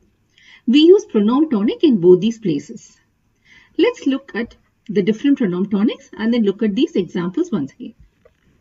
So for je, it is moi, which means me, moi. For tu, it is toi, which means you, toi. For il, it's lui, which means him. For elle, it is elle, which means her. For nous, it reminds us nous, which means us. For vous, it is vous, which means you. ILS, it is EUX, pronounced as which means them. for group of boys or group of boys and girls. ELLES, it reminds us ELLES. Again, it is them for group of girls. Repeat the pronunciations once again. Moi, toi, lui, elle, nous, vous, eux, elle. Now, let's see when to use this pronoun tonic. First one is, as I already mentioned, to reinforce a pronoun or a noun. So in this example, me, I like chocolates a lot, and you? So here, me will be replaced with moi. Moi, j'aime beaucoup les chocolats. Et toi? The next one is you, Julia. You play football? Here, you will be replaced with toi. Toi, Julia, tu joues au foot? Please don't get confused with the subject and pronoun tonic. Both are different. However, the meaning for in English for both is you. But in French, it has entirely different words. When you're stressing a noun or when you're stressing a pronoun, reinforcing a noun or pronoun, you use pronoun tonic, as we saw in these two examples. The second usage is après une préposition comme, avec, sans, pour, en, vers, de, à, et, etc. So after all these prepositions, you use pronoun tonic. For example, if you have to say, I went to the restaurant with him. How will you say him in French? Here you use pronoun tonic. Je suis allé au restaurant avec lui. Here avec is a preposition. So after the preposition, you use pronoun tonic to say him. Don't go without me. Ne va pas sans moi. Here again, you are using the pronoun tonic to replace me here. He is coming to my house this evening. Il vient chez moi ce soir. What is the meaning of chez? Chez means at or in the home of someone. So when I say chez moi, it means my house. When I say chez toi, it means your house. When I say chez mon ami, then it means my friend's house. This means il vient chez moi ce soir means he is coming to my house this evening. So after this word chez, to, you use pronoun tonic. The next usage is pour comparer. Après le mot que. So after the word que, while comparing, you use pronoun tonic. For example, if I have to say, he is taller than me, then I would say, il est grand que moi. Hope you understood what is pronoun tonic and when we use it. Before looking at the numbers from 21 to 100, hope you had by hearted all the numbers from 1 to 20 and the multiples of 10 till 100. As I mentioned earlier, all the other numbers are the combination of these numbers. So let's start. So 21 will be 20 is 20 and 1 is 21 will be a combination of 20 and But for all the ones, 21, 31, 41, 51, 61 and 71, you have an ET in between both the words, except for 81 and 91. And please remember to separate each word with an hyphen. So 21 will become 21. 22 is 20 is 2 is the. So 22 is the. Similarly, 23 will be 20 is 3 is toi. So 23. 24 24. 25 is 25. 26 26. 27 27. 28 is 28. 29 29. 30 30. 31 31. 32 32. 33 33. 34 34. 35 35. 36 36. 37 37.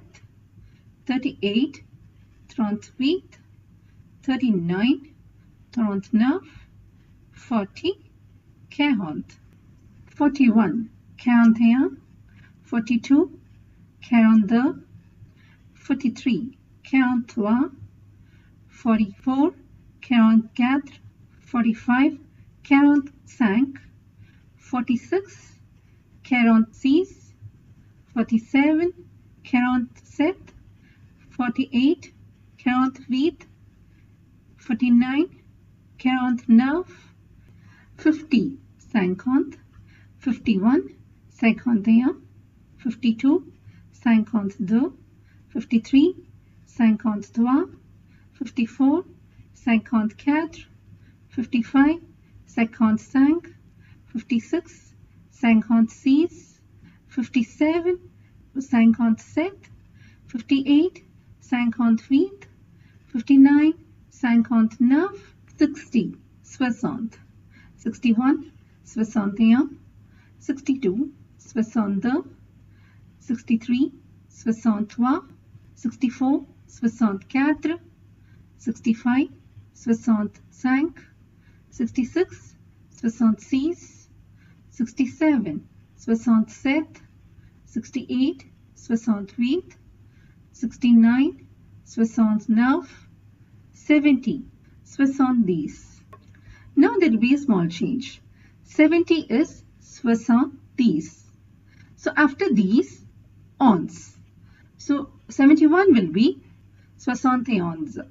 72, 72, and you continue. 73, 74, 75, 76, 77, 78, 79, 80. 81 is 81, 82 82, 83 83, 84 84, 85 85, 86 86, 87 87, 88 88, 89 89, 90 90. Again, for 91, it will be 91. And you continue. 91, 91, 92, 92, 93, 93, 94, 94, 95, 95, 96, 96, 97, 97, 98, 98, 99, 99, 100, 100. 500 is 500. 1000 is meal. 10,000 the meal. 100,000 is 100 meal. And 1 million is million. Hope you all understood how to tell the numbers in French.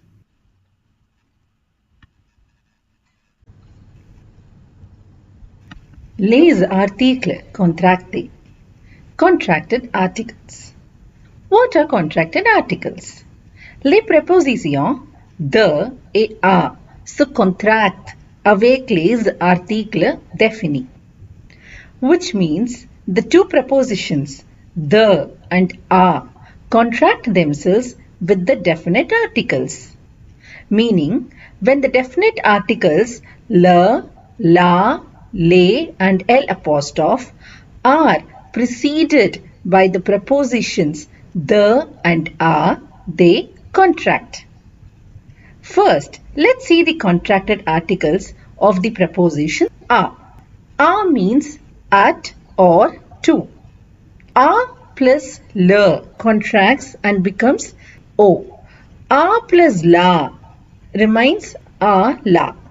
À plus les contracts and becomes aux. The pronunciation is again o. À plus l apostrophe remains al apostrophe. If you see the above table, actually a plus la and a plus l apostrophe does not contract. They remain the same. Whereas a plus l becomes o, au, and a plus les becomes aux, o. Now let's see some examples. I eat at the restaurant every night. We write the sentence in French as Je mange au restaurant tous les soirs. In this example, if you see, restaurant is masculine, so a plus le contract to become o. So you write it as au restaurant. The next example is, we are at the railway station. So here the sentence becomes nous sommes à la gare. Here gare is feminine, so a plus la remains a la. Hope you understood the contracted articles of the preposition a. Now let's see the contracted articles of the preposition the. The plus le becomes du. The plus la remains the la. The plus L apostrophe remains as the L apostrophe. The plus lay contracts and becomes they. Again, if you see the above table, the plus la and the plus L apostrophe does not actually contract, they remain the same. Whereas the plus la contracts to become du and the plus lay contracts to become they. Let's see a few examples using these contracted articles. This is the professor's car. We write this in French as c'est la voiture du professeur. We use here du because professor is masculine and the plus le contracts to become du. The next example is he is coming back from the airport is written as il rentre de l'aéroport. Here we use del apostrophe because airport starts with a vowel. Hope you understood what are contracted articles. We will be seeing many more examples using them while conjugating the verbs aller and venir.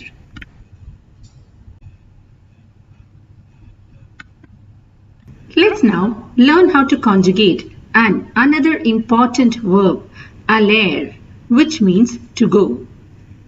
Aller, even though it ends in er, it is an irregular verb. Le verbe aller indique la destination et est souvent suivi de la préposition à.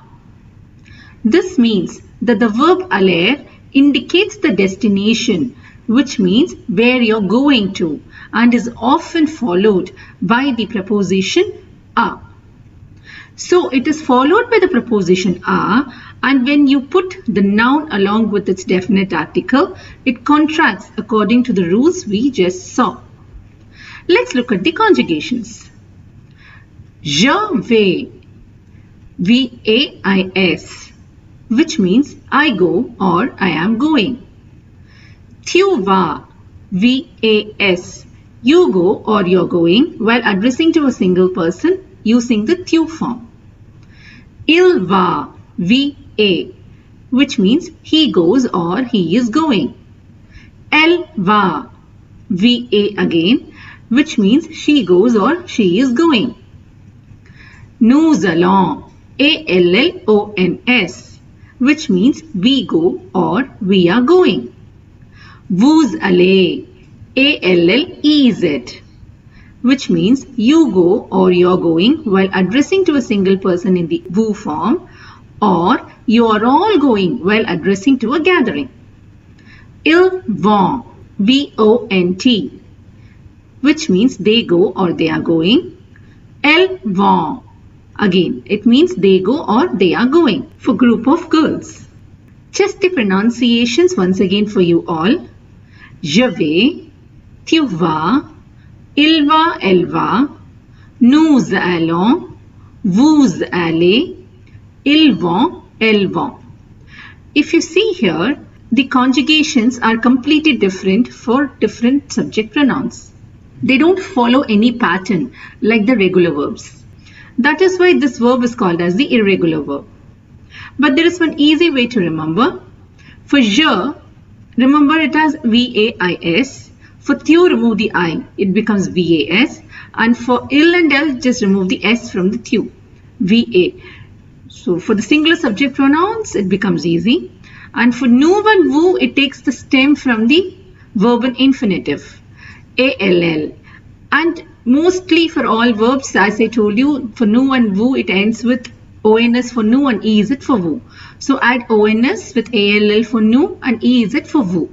And for ILS, by hearted as vont. Now, let's look at few examples using the verb aller. I am going to the swimming pool is written as je vais à la piscine.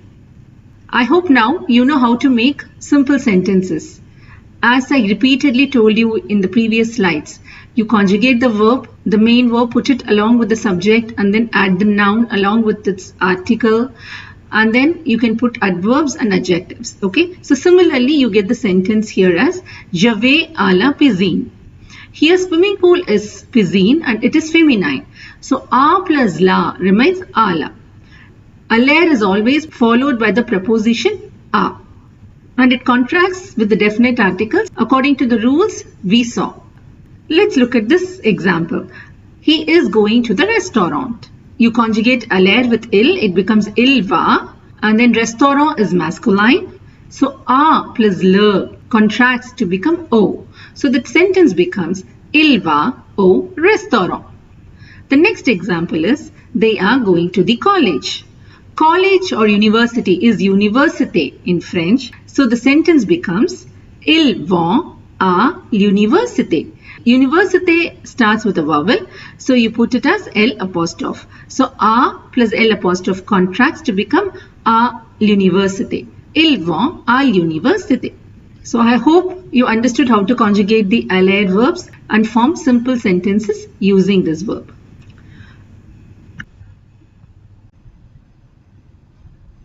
Le verbe venir. Le verbe venir indique le provenance et est souvent suivi de la préposition de. The verb venir indicates the origin and is often followed by the preposition de. This means that the verb venir indicates the provenance, meaning it tells from where one is coming or one's origin, and is often followed by the preposition de. So it's followed by the preposition the, and then when you put the noun along with the definite article, it contracts according to the rules we saw. Let's look at the conjugations. Je viens, V-I-E-N-S, which means I come or I am coming. Tu viens, the spelling is the same for je and tu. It's V-I-E-N-S, which means you come, you're coming, while addressing to a single person in the tu form. Il vient, V-I-E-N-T, he comes or he is coming. Elle vient, V-I-E-N-T, she comes or she is coming. Nous venons, V-E-N-O-N-S, we come or we are coming. Vous venez, you come or you are coming, while addressing to a single person in the vous form, or you're all coming while addressing to a gathering. Ils viennent, V-I-E-N-N-E-N-T, they come or they are coming. Elles viennent, V-I-E-N-N-E-N-T. Again, it means they come or they are coming while referring to a group of girls. Now just the pronunciations once again for you all. Je viens, tu viens, il vient, elle vient, nous venons, vous venez, ils viennent, elles viennent. The pronunciations are a little tricky, so I'm again repeating once again for you all. Please listen carefully. Je viens, tu viens, il vient, elle vient. The pronunciation for all the singular subject pronouns is the same. Nous venons, vous venez. And for il, it is vienne. Again for elle, vienne. Hope you got the pronunciations. Now, let us look at some examples. I am coming from the swimming pool. Here, swimming pool is feminine. So, as I said, you conjugate the verb venir with je. It becomes je viens. It's followed by the preposition de. And piscine, la, piscine, de and la reminds us de la. So, je viens de la piscine. Next one is she is coming from the market. Now, the subject is she, which is elle. Conjugating L with venir, it becomes L via. And market is masculine, marché. The plus le will become du. So it becomes L via, du, marché. The next one is they are coming from the school. School is l'école. It starts with a vowel, so it is L apostrophe. So the L apostrophe reminds us de l'école. Conjugating venir with ILS, it becomes ils viennent. So the sentence is ils viennent de l'école. Hope you understood on how to conjugate the venir verb and how to frame simple sentences using them. The verb faire means to do or to make, but it doesn't just restrict itself to convey these two meanings. It is used in many phrases, expressions and situations. Let's first see how to conjugate the verb faire and then the different situations where it can be used. This is again an irregular verb, so you need to by heart the conjugations. Je fais, F-A-I-S. Tu fais. The conjugation for je and tu remains the same. Il fait, elle fait. Je fais, tu fais, il fait, elle fait. For je, you remove the R-E and then put an S. For tu also you remove the R-E and put an S. And for il and elle you remove the R-E and put a T. And for nous, it is nous faisons, nous faisons. For vous, it is vous faites. Vous faites. Please remember this. This is very different from all the other verbs because we always see that the conjugation of any verb with vous ends with EZ. But for faire, it's not like that. It is faites. F-A-I-T-E-S. Vous faites. And for ILS and ELLES, it is font. Ils font, elles font. I repeat the pronunciations once again. Je fais, tu fais, il fait, elle fait, nous faisons, vous faites, ils font, elles font. So how do I say? I'm making a cake. You conjugate faire with je, it becomes je fais. Cake is gâteau in French, so the sentence becomes je fais un gâteau. Now that we saw the conjugations, let us now see as to where all faire is used. It is used to describe the weather.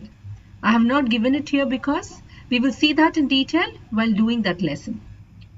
I have given three tables. The first scenario is wherein faire is used when you speak about your hobbies.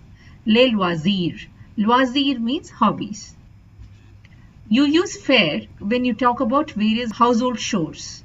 Les tâches ménagères. And these are few phrases that we use with faire. Let's see them in detail.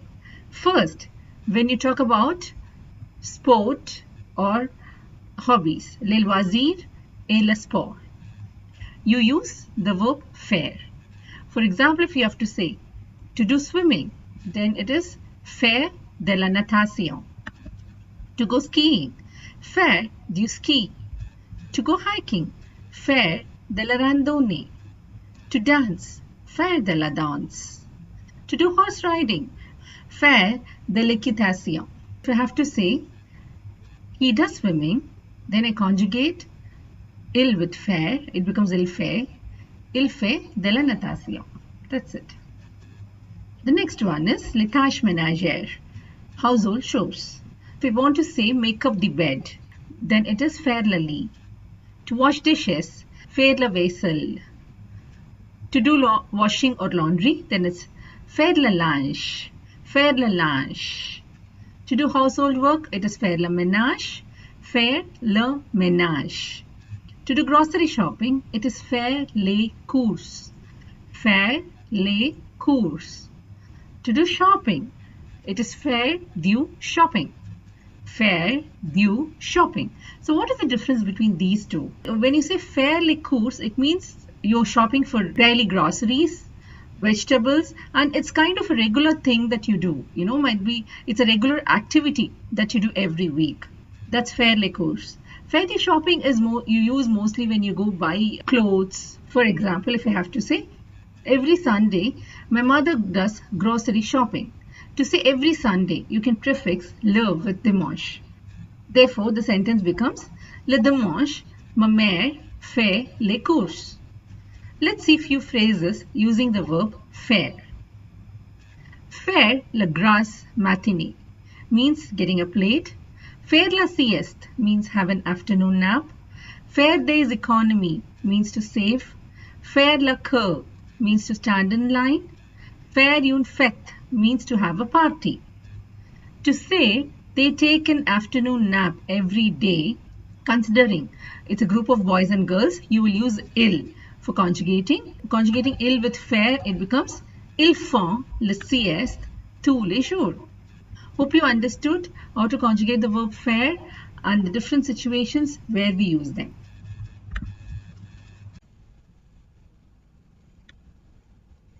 Let's learn to conjugate these set of verbs. These are few set of irregular verbs ending in IR. I have grouped all these verbs together because these type of verbs conjugate in the same way. So let's start. Partir and sortir both means to leave. Mentir means to lie. Sentir means to smell. Dormir means to sleep. And servir means to serve. I have mentioned both partir and sortir means to leave. But when to use partir and when to use sortir, this I have explained in detail in the next slide with examples. As I mentioned earlier, the difference between regular verbs and irregular verbs are that regular verbs have a single stem for all the subject pronouns, but irregular verbs don't have a single stem. So these are all irregular verbs. But I'll explain to you an easy way to remember on how to conjugate these verbs. These verbs has two stems, one for the singular and the other for the plural. For the singular subject pronouns, we remove the last three letters of the verb and balance we take as the stem. And what we do is we add S for je, S for tu and T for ill and L to the stem. I repeat, we remove the last three letters of the verb and the balance we take it as a stem for the singular subject pronoun. Then we add an S for je, we add a S for tu and we add T for ill and L to the stem. And for the plural subject pronouns, we remove only the IR. Take the balance as stem and add ONS for nu, EZ for woo and ENT for ILS and ELLES. I repeat, for the plural subject pronouns, we remove only the IR, take the balance as stem and add ONS for nu, EZ for woo and ENT for ILS and ELLES. So this is one easy way on how to remember to conjugate these type of verbs. So let's look at partir and sortir first. So for the singular subject pronouns, let's remove the last three letters TIR. So what is left is PAR for partir and SOR for sortir. So as I mentioned, S for je, S again for tu and for ill and L you add T. And for the plural subject pronouns, you remove the IR. So it becomes PART for partir and SORT for sortir. Along with this stem, you will add, for nu you will add ONS, for woo you will add EZ, and for ILS and ELLES you will add ENT. So now the pronunciations are je pars, tu pars, il part, elle part. The pronunciation for all these remains the same. Nous partons, vous partez, il part, elle part. Now let's look at the pronunciation for sortir. Je sors, tu sors, il sort, elle sort. Again the pronunciation remains the same for all these. Nous sortons, vous sortez, il sort, elle sort. Similarly, we do the same for all these verbs. Remove the last three letters for the singular subject pronouns and then you add the endings SST and then you remove IR for the plural subject pronouns and then you add endings ONS, EZ and ENT. I have just given a hint on how to remember the conjugation for these types of verbs. but you can remember the way you feel comfortable. Just have it in mind that these types of verbs ending in IR are conjugated in this similar fashion. Now the pronunciations of all these verbs. Je mens, tu mens, il ment, elle ment, nous mentons, vous mentez, il ment, elle ment. For sentir, je sens, tu sens, il sent, elle sent, nous sentons, vous sentez, ils sentent, elles sentent. Please note that you pronounce the T for these two. Il ment, elle ment, ils sentent, elles sentent. For dormir, je dors, tu dors, il dort, elle dort, nous dormons, vous dormez, ils dorment, elles dorment. For servir, je sers, tu sers, il sert, elle sert, nous servons, vous servez, ils servent, elles servent. And you pronounce the M here and V here.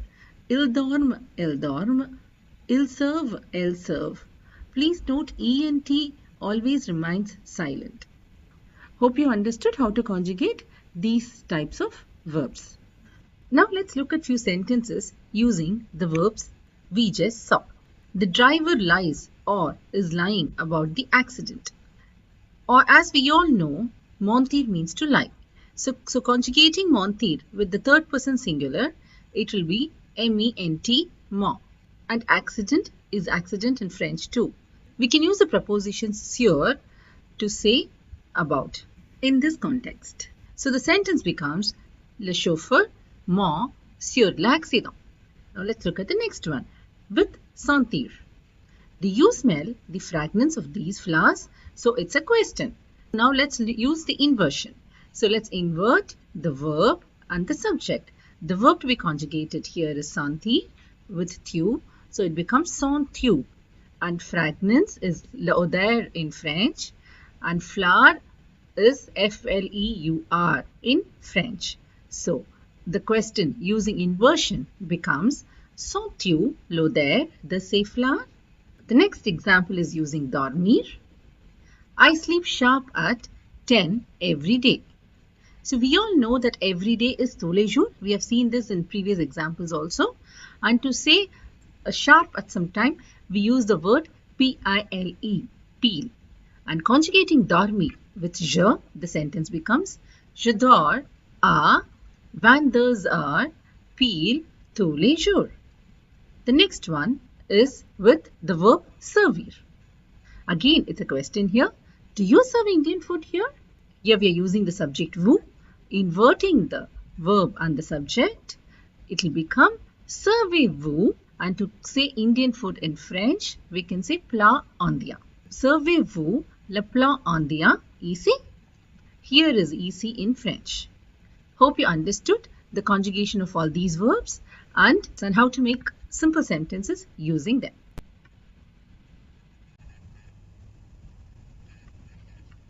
Let us learn few other prepositions apart from those we already learned. Les prépositions. A and the were the two important prepositions which we already saw. Let us learn few more. What is a preposition?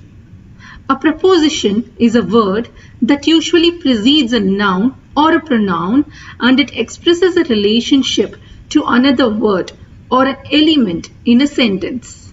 Example, if I have to say, my phone is on the table, here the preposition is on, which expresses the relationship between the phone and the table. And the preposition on is followed by the noun. One more example is, the bank is situated in front of the bus stop. Again here, the preposition in front of expresses the relationship between the bank and the bus stop, as in to say where the bank is situated with respect to the bus stop. Let us now see the different prepositions in French. Dans. Dans means in or inside. Sous. Sous means under. Sur. Sur means on. Please note the difference between these two. The pronunciation for is, it has the oo sound. Sous. Here it has the U sound, sure, sure. Next one is derrière, derrière, which means behind. Entre, entre, which means between. Vers, vers, which means towards. Pour, pour, means for. Pendant, pendant, means during. It also means for. We can use both pendant and pour to say for. So what is the difference between both? Pour is generally used to express a purpose, like I bought this cake for my friend. So in this example, for mentions the purpose, so you will use pour. But with respect to the duration, we can use both pendant and pour to say for. When to use pendant and when to use pour while expressing a duration?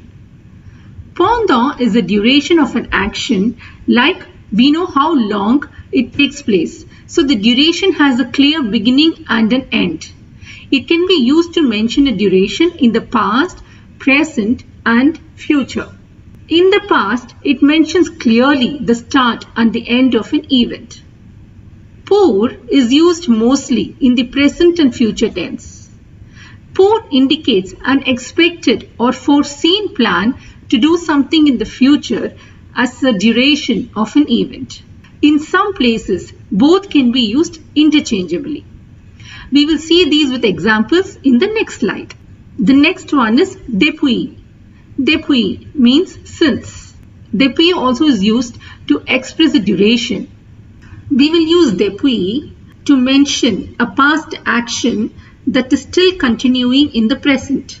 For example, if I have to say, I am living in this house since 5 years. So here I will use depuis because I am at present living in this house. So it's an action that is still continuing from the past. We use depuis in this scenario. Avant. Avant means before. Devant. Devant means in front of or before. We can use avant and devant both to say before. What is the difference between these two? We can say that avant is a preposition related to time, like before midnight, before we leave, before the dinner, etc.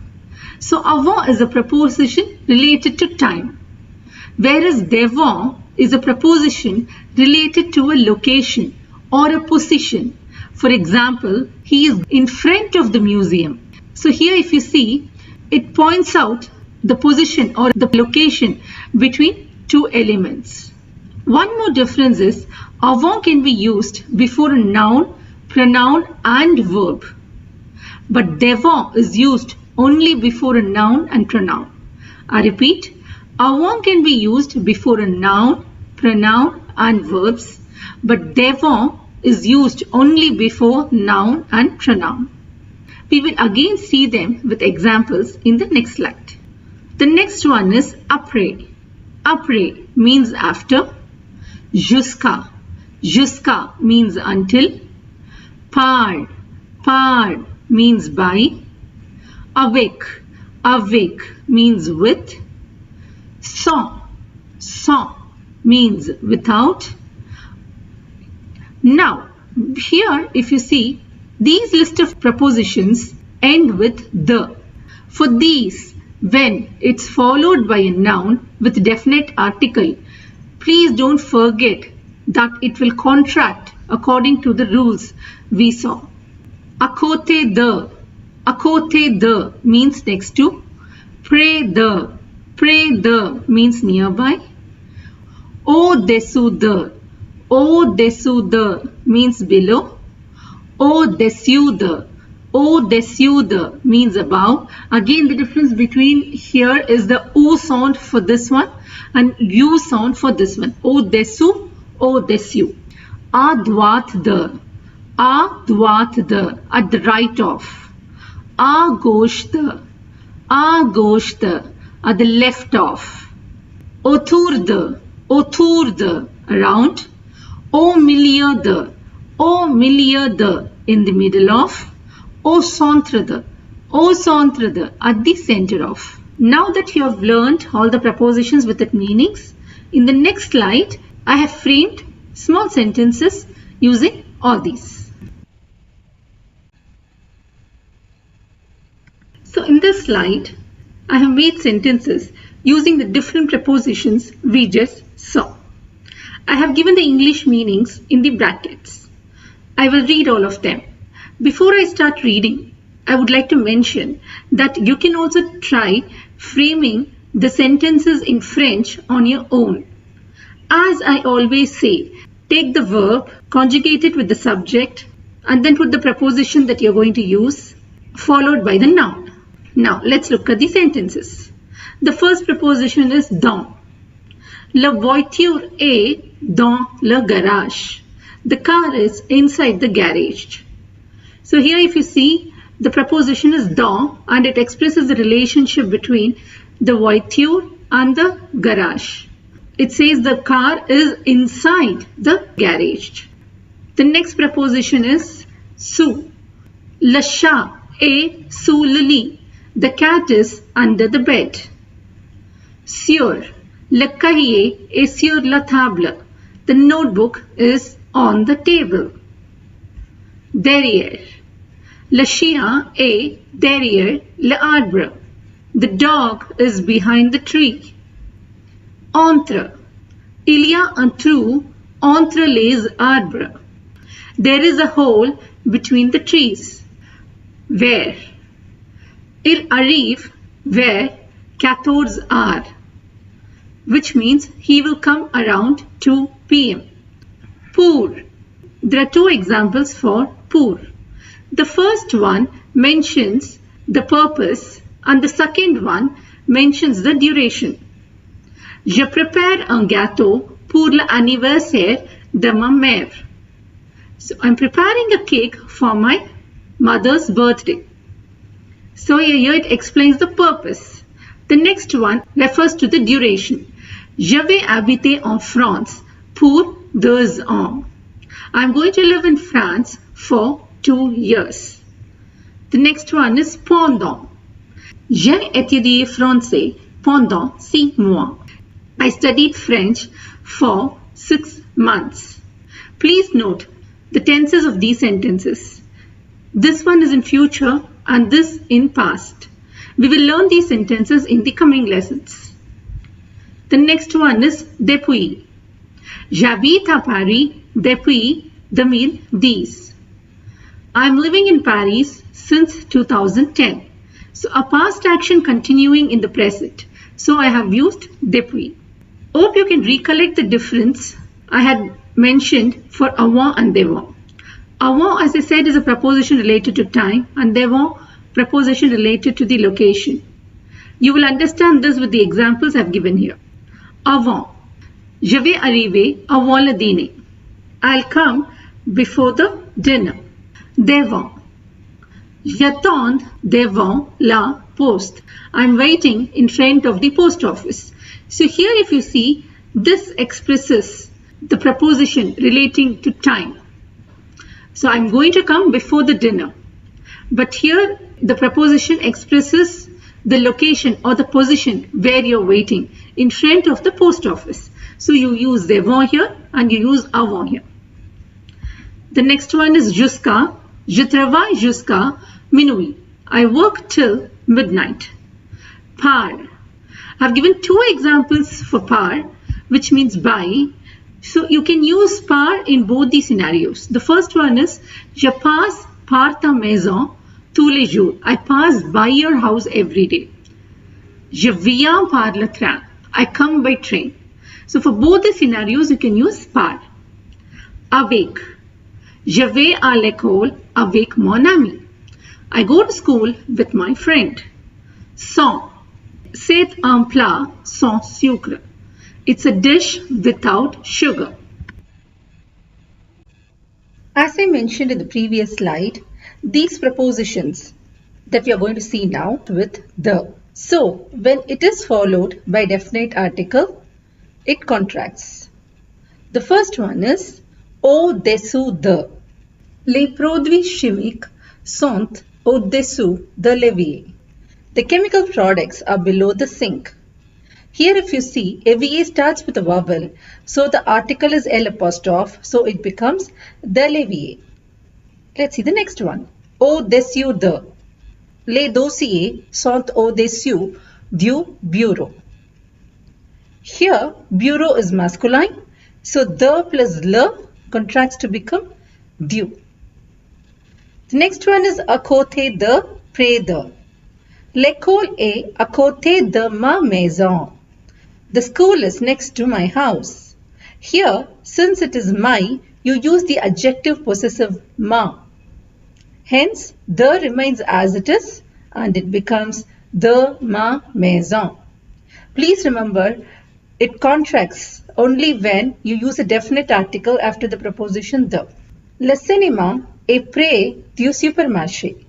The cinema theatre is near to the supermarket. Here again supermarché is masculine, so the plus le becomes du. Autour de. Il y a des arbres autour du lac. There are trees around the lake. À droite de. La pâtisserie est à droite du café. The cake shop is to the right of the coffee shop. À gauche de. So the same sentence, if you have to write using à gauche de, it becomes Le café est à gauche de la pâtisserie. The coffee shop is to the left of the cake shop. Here you put du because cafe is masculine, the plus le becomes du. Here you put de la because pâtisserie is feminine. Au milieu de. Il y a une fontaine au milieu du lac. There is a fountain in the center or in the middle of the lake.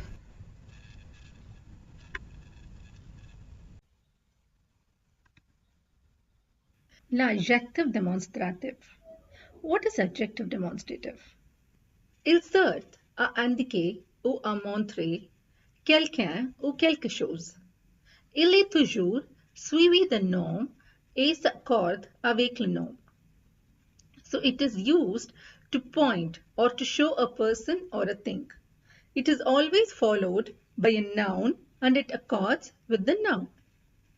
The English equivalent is this or these and that or those.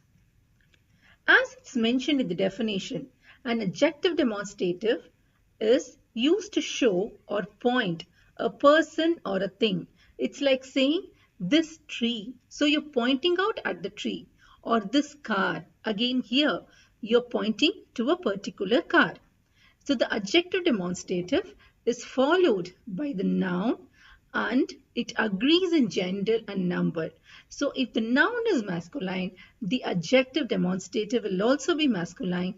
If the noun is feminine, the adjective demonstrative will also be feminine. And if the noun is plural, you have to put the adjective demonstrative again in plural.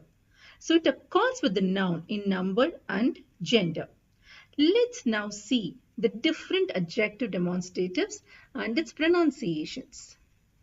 So the first one is, if the noun is masculine singular, then you put ce, ce, pronounced as sir, sir. And if the masculine singular noun starts with a vowel, then you put cet, cet, pronounced as Seth, Seth. For masculine plural, you put ces, ces, pronounced as se, se. For feminine singular nouns, even if it starts with a vowel, you put cette. So for feminine singular nouns, whether it starts with a consonant or whether it starts with a vowel, there is only one adjective demonstrative, that is Seth, C-E-T-T-E. And for feminine plural, it is same as masculine plural. It is ces, which is pronounced as se. So I repeat the pronunciations once again. Sir, Seth, se, Seth, Seth, se.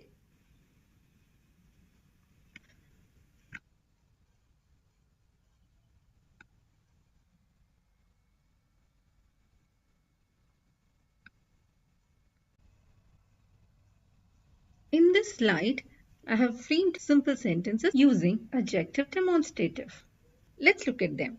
I have given the vocabulary separately so that it helps you to make sentences on your own by referring to these. Let's start. The first one is, this book is really interesting. So book is livre and that's masculine. For masculine singular nouns, the adjective demonstrative is ce. So you put ce livre est vraiment intéressant. Hope you understood why I used ce here. The next one is, the cat is behind this tree. Tree, arbre, it's masculine and it starts with a vowel. So for masculine nouns starting with a vowel, you put cet. So the sentence becomes, le chat est derrière cet arbre.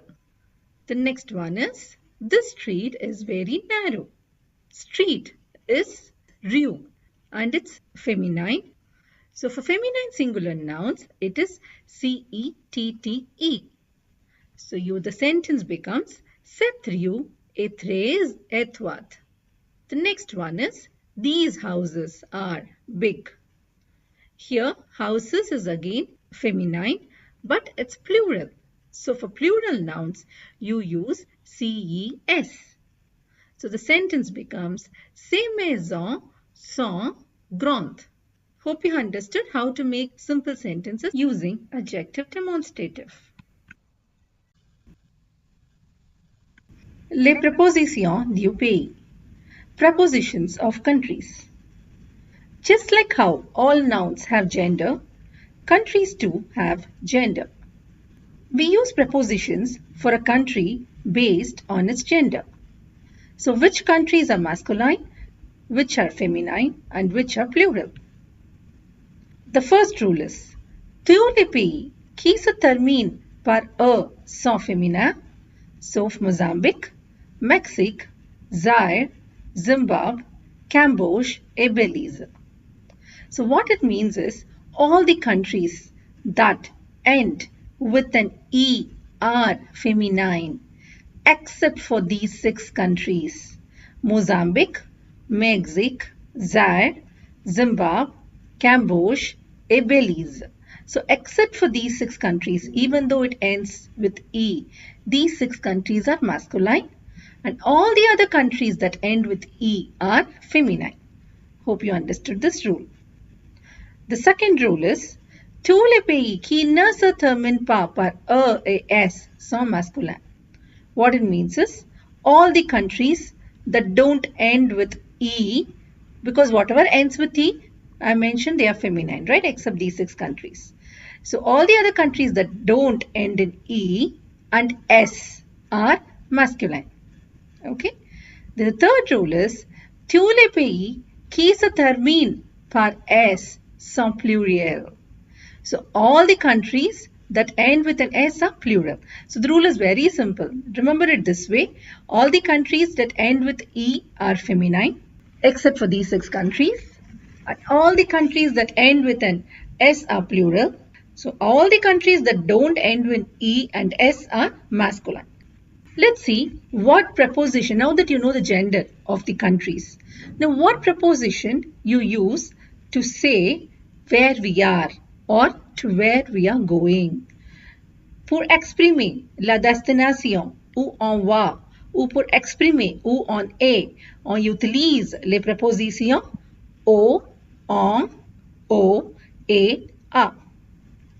To express the destination where we are going to, or to express where we are, we use the prepositions au, en, au, and à.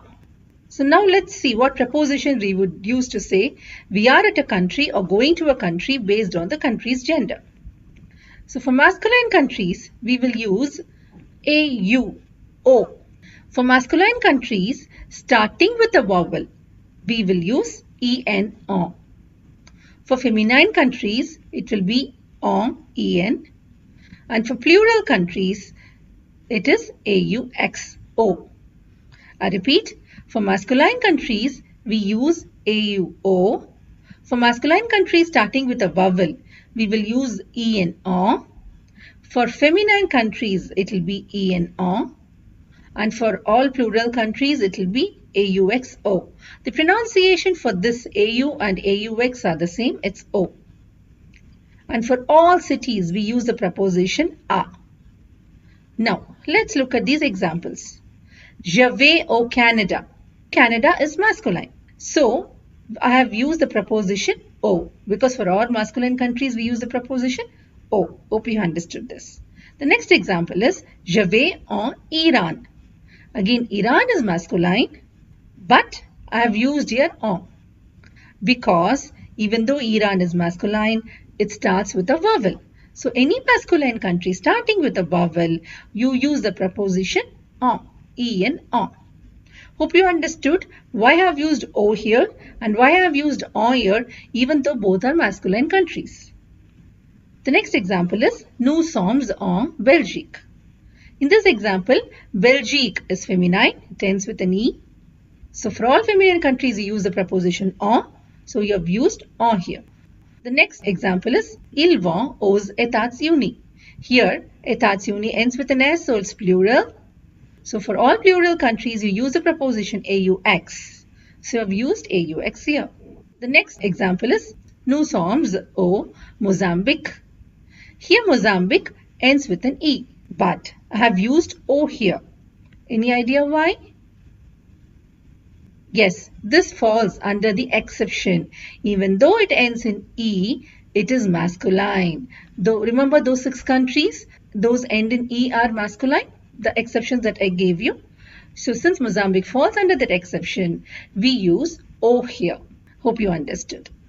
The next example is Elle va à Paris. Paris is a city.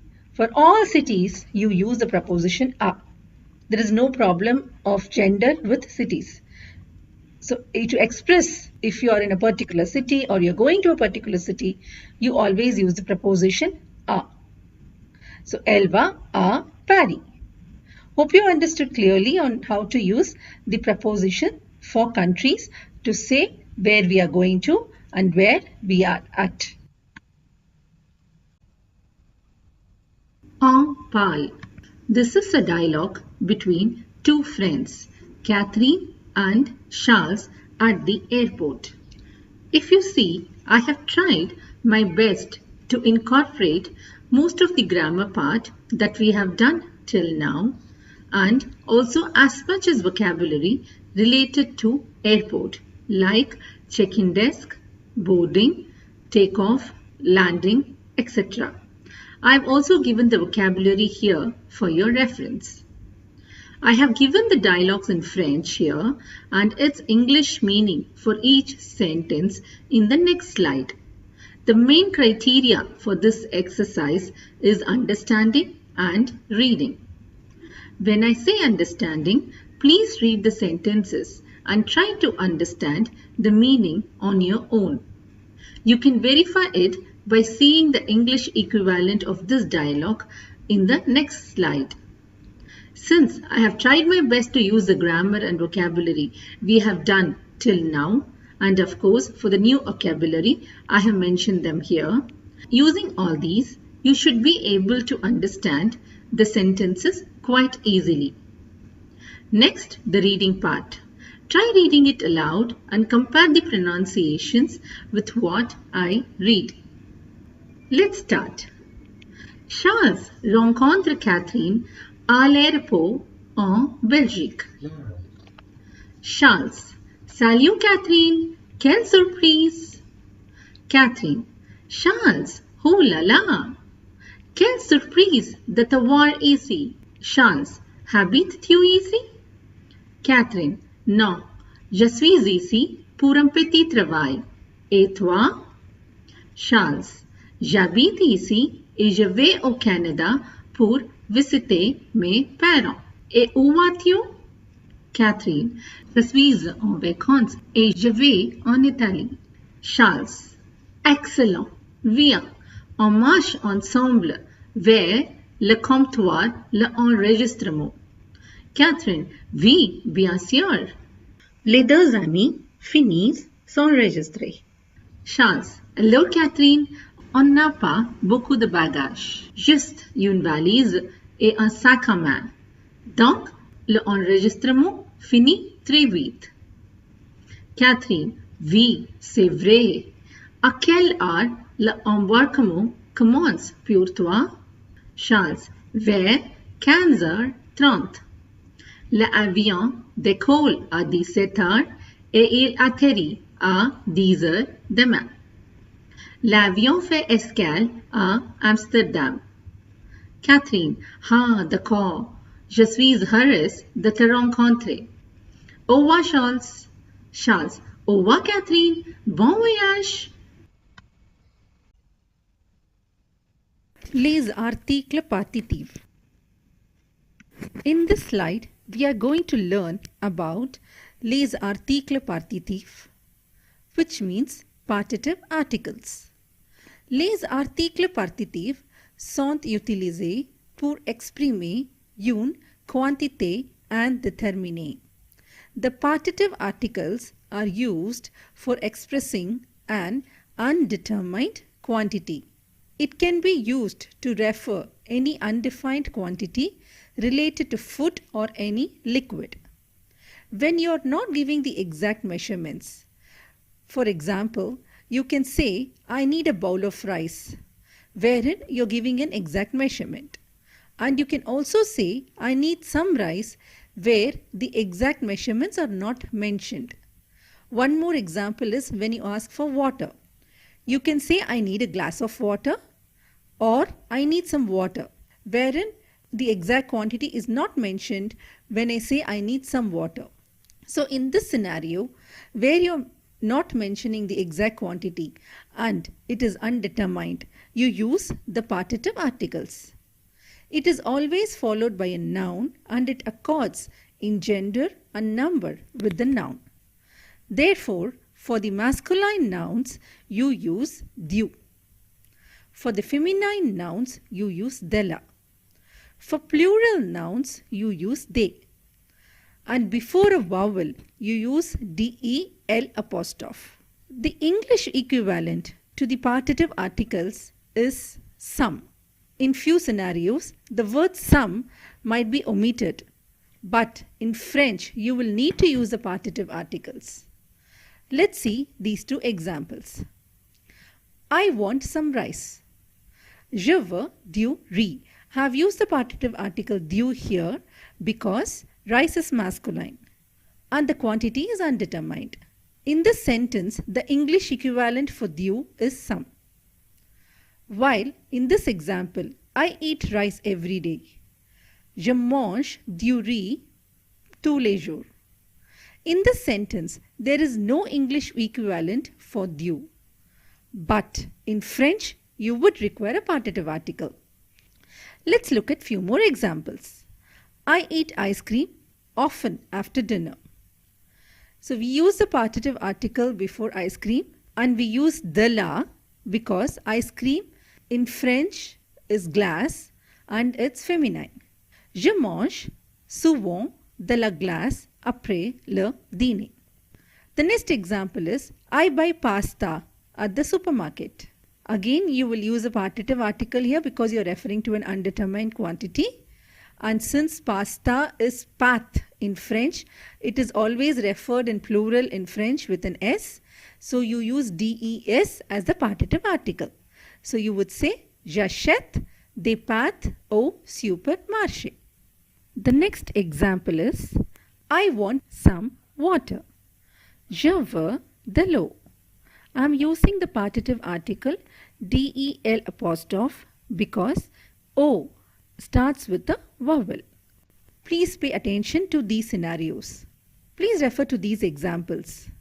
Here, in all these examples, the quantity is determined. Here it says, je veux un kilo de sucre. It says 1 kilo of sugar. So the quantity is determined here. Here again, il boit deux bouteilles d'eau. So here also the quantity is mentioned, 2 bottles of water. If you see in this example, elle achète 2 paquets de pâtes au supermarché. So here also if you see the quantity is mentioned very clearly. So in all these scenarios, you will use the before the noun and you will not use the partitive article.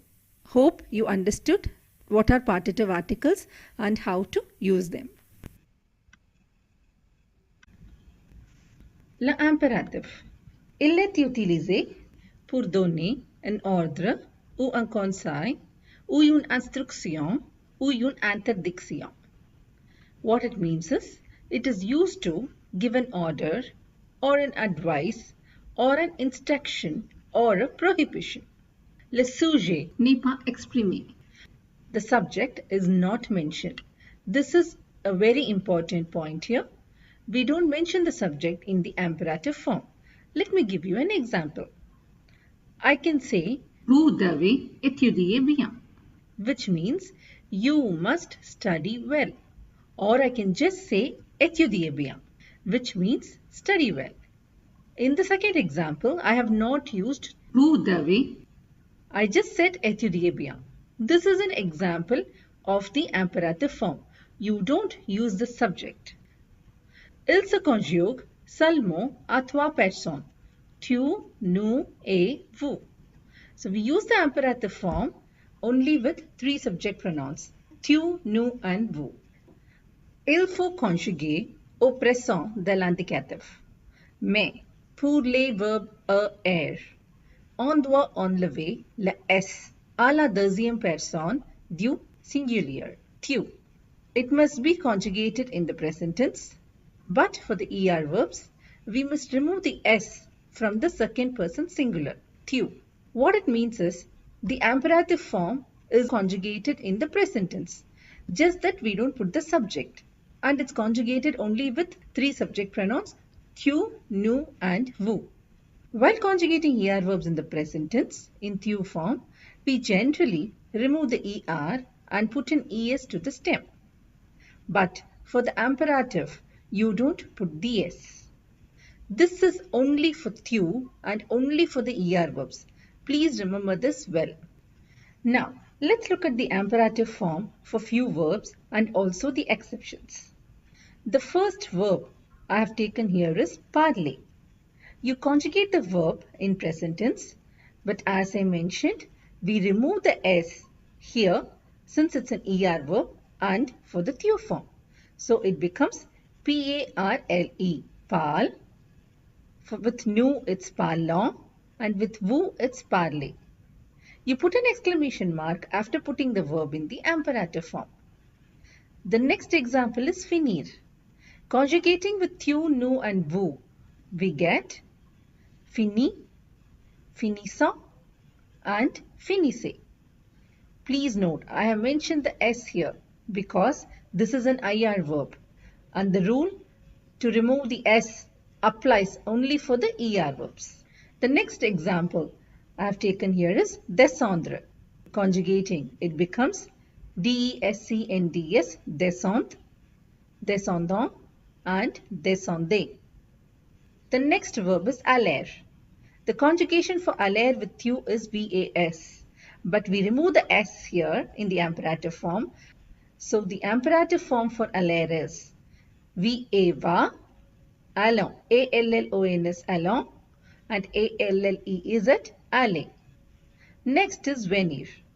The imperative form of venir is vient, venant, and venez. Let's now see how to put the reflexive verbs in the imperative form.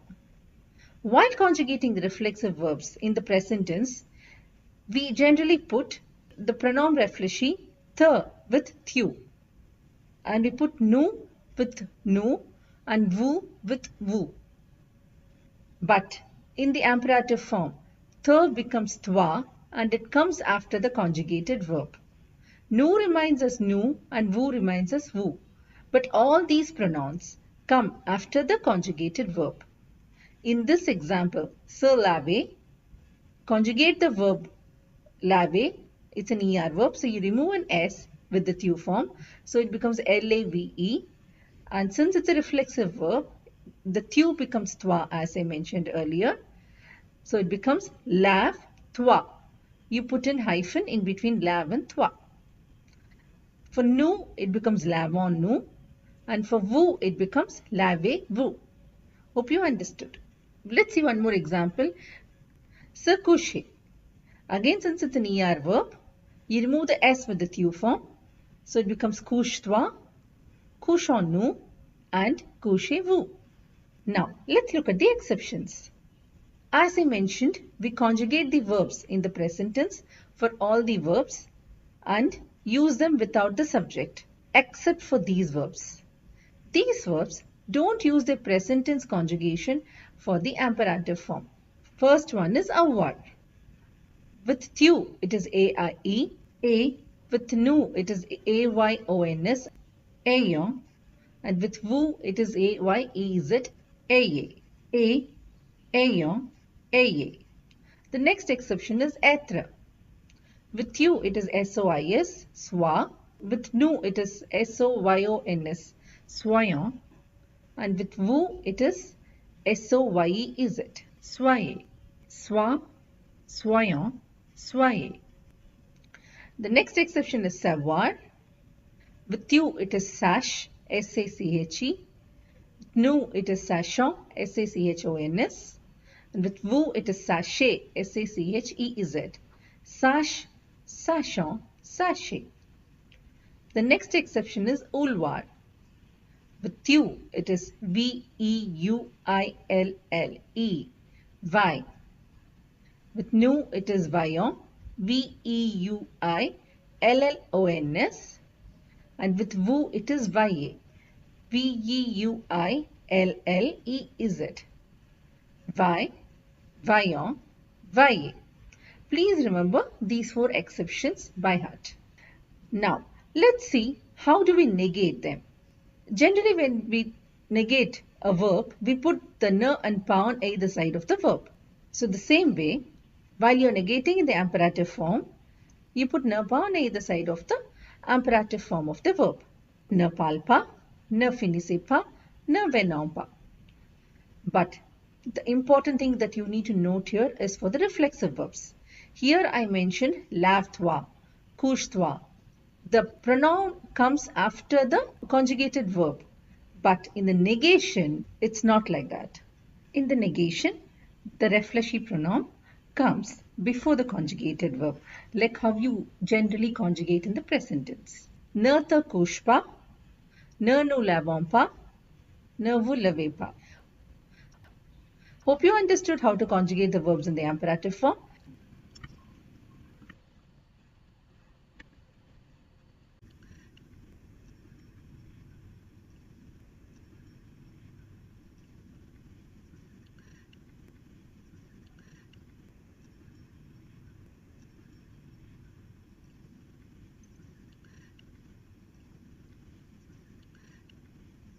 The 2 verbs that we are going to see in this slide has the same meaning. The verbs are connaître and savoir. Both the verbs means to know. First, let's see how to conjugate them and then how to use them. The conjugations of the verb connaître.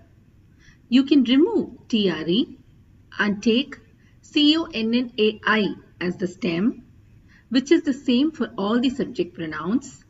And to this stem, you add a S for je and tu, T for il and elle, SSONS for nous, SSEEZ for vous, and SSENT for ILS and ELLES. Please note that we put a circumflex over the I only for the il and elle conjugation, and the verb in infinitive too has a circumflex over the I. Except for the il and elle conjugation, the other conjugations don't have the circumflex over the I. Now, its pronunciations. Je connais, tu connais, il connaît, elle connaît, nous connaissons, vous connaissez, ils connaissent, elles connaissent. Let's see the conjugations for savoir now. For je and tu, it is SAIS. For il and elle, it is SAIT. For the plural subject pronouns, it takes a stem from the verb in infinitive. You remove the OIR and you add an ONS for the nu, EZ for woo, and ENT for ILS and ELLES. The pronunciations are je sais, tu sais, il sait, elle sait, nous savons, vous savez, ils savent, elles savent. As I mentioned, both connaître and savoir means to know when to use which verb. Connaître means to know or to be familiar with a person or a thing. So we generally use connaître plus a noun. So connaître plus a noun. First example is, do you know Angelina Jolie? Here it's about knowing or being familiar with a person. So we use connaître. So the sentence becomes, connais-tu Angelina Jolie? The next example is, do you know Paris? Here again we are asking if the person is familiar or he knows about a place. So again we use connaître here. Connaissez-vous Paris? Let's see when to use savoir. We use savoir when you say you know to do something or you know about any information or facts. Generally, savoir is followed by a verb or followed by a phrase. Savoir plus un verbe ou plus une phrase. If I have to say, I know to swim, here you know to do something. So you know to swim. Therefore, you use the verb savoir. And the sentence becomes, je sais nager. The next example is, do you know where he lives? Here you are asking an information. So you use savoir. Tu sais où habite-t-il? Here we use savoir also because it is followed by a phrase. Où habite-t-il is a phrase. So when followed by a phrase, we use savoir. Hope you understood on how to conjugate connaître and savoir and how to use them. Now, let's learn the conjugations of prendre, apprendre, et comprendre. I generally group verbs which are conjugated in a similar way together. So here also if you see prendre, apprendre and comprendre. So you know the conjugations, you by heart the conjugations of prendre. You have to just prefix an AP to know the conjugations of apprendre, and you have to prefix com to know the conjugations for comprendre. So by just knowing one conjugation by heart, you'll be able to do the other two easily. Hope you understood. Now first let's learn the conjugation for prendre. As I said, these are irregular verbs. So they don't follow a particular pattern in conjugating them. Prendre means to take. Je prends, P-R-E-N-D-S. Tu prends, P-R-E-N-D-S. Conjugation for je, tu remains the same. Il prend, elle prend, P-R-E-N-D. Nous prenons, P-R-E-N-O-N-S. Please note here, there is no D from the prendre infinitive. It is just prenons. People make mistakes in two things. One, they put the D, and one more, they put two N's. No, it is only one single N. So please by heart this conjugation very clearly. It's nous prenons, P-R-E-N-O-N-S. It has a single N. Vous prenez, P-R-E-N-E-Z. Ils prennent, elles prennent, P-R-E-N-N-E-N-T. Yes, this has two N's. Okay, if you see the conjugation here, you can see the singular subject pronouns are conjugated similar to the regular RE verbs. You remove the RE, you add an S, you add an S, and then you don't add anything. But the plural subject pronouns are conjugated entirely in a different way. You need to by heart it. So I repeat the pronunciations once again. Je prends, tu prends, il prend, elle prend, nous prenons, vous prenez, Il prenne, elle prenne. Please note there is one N for these two and two N's for ILS and ELLES. Now let's look at a simple sentence using the verb prendre. We always take our lunch on time. On time is à l'heure. To take is prendre. So conjugating to take with we, it becomes nous prenons notre déjeuner toujours à l'heure. Let's see the conjugation for comprendre, which means to understand. So as I said, you know the conjugations for prendre. So just prefix com to all these conjugations. Then you can write the conjugation for comprendre. After prefixing com, this is what you get. So let me pronounce them for you. Je comprends, tu comprends, il comprend, elle comprend, nous comprenons, vous comprenez, ils comprennent, elles comprennent. Now let's make a simple sentence using the word comprendre. They understand French well. So to understand is comprendre and the subject is they. Conjugating comprendre with they, it becomes ils comprennent bien le français. The next verb is apprendre, which means to learn. Now, as I already said, you know the conjugations for prendre. So just prefix ap to all these conjugations. And you get this. Let me read the pronunciations for you. J'apprends, tu apprends, il apprend, elle apprend, nous apprenons, vous apprenez, ils apprennent, elles apprennent. Now let's make a simple sentence using the verb apprendre. We are learning French language since 8 months. Again here, to learn is apprendre. The subject here is we. So conjugating apprendre with nous, it becomes nous apprenons la langue française depuis 8 mois. Hope you understood how to conjugate prendre, apprendre and comprendre. Please try conjugating surprendre on your own. Surprendre means to surprise. So you know the conjugation for prendre? Prefix sur before all the conjugations, and you can write the conjugation for surprendre.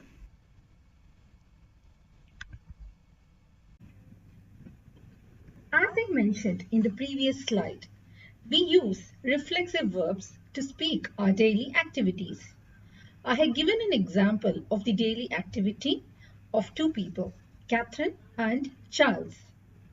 Journée quotidienne de Catherine, journée quotidienne de Charles. Journée means day, quotidien means daily. I have marked the reflexive verbs in red and the other verbs in blue, meaning the blue colored ones are not reflexive verbs. I have not given the English translation this time because it is quite easy to understand since I have used the verbs that we did till now and followed by the time. I'm sure you'll all understand it quite easily. If you're not able to, just try to go back and see the meanings of the verbs. For example, se réveiller is to wake up. So when I mention je me réveille, it means I wake up at 6:30. Let's start. On y va. On y va means let's go. Let's start. Je me réveille à 6h30. Je me lève à 7h et je me brosse les dents. What is the difference between these two? When I say je me réveille, it means I wake up, but I'm still in bed. When I say je me lève is when I get up from the bed. That's the difference. Je me lave à 7h15 et je m'habille à 7h30. Je me coiffe et je me maquille à 8h moins le quart. À 8h, je prends mon petit déjeuner et je vais au travail. Je rentre chez moi à 17h. Je me promène à 18h. À 19h30, je regarde la télé. Je me couche à 22h et je m'endors à 23h. Again, what is the difference between these two? When I say me couche, je me couche, it means I'm going to bed, but I have not fallen asleep. So I go to bed at 22 hours, that is 10 p.m. But I actually go to sleep at 23 hours, which is 11 p.m. Now, let's look at the same for shals. I have given an example of a girl and boy here because I have used few verbs, reflexive verbs I have used different. And also while doing past tense, I'll use the same example and teach you on how to put them in past tense. Okay, now let us look at the daily activity of Charles. La journée quotidienne de Charles. Je me réveille à 6h30. Je me lève à 7 heures et je me brosse les dents. Je me rase à 7h15 et je me douche à 7h30. Je me peigne et je me prépare à 8h moins le quart.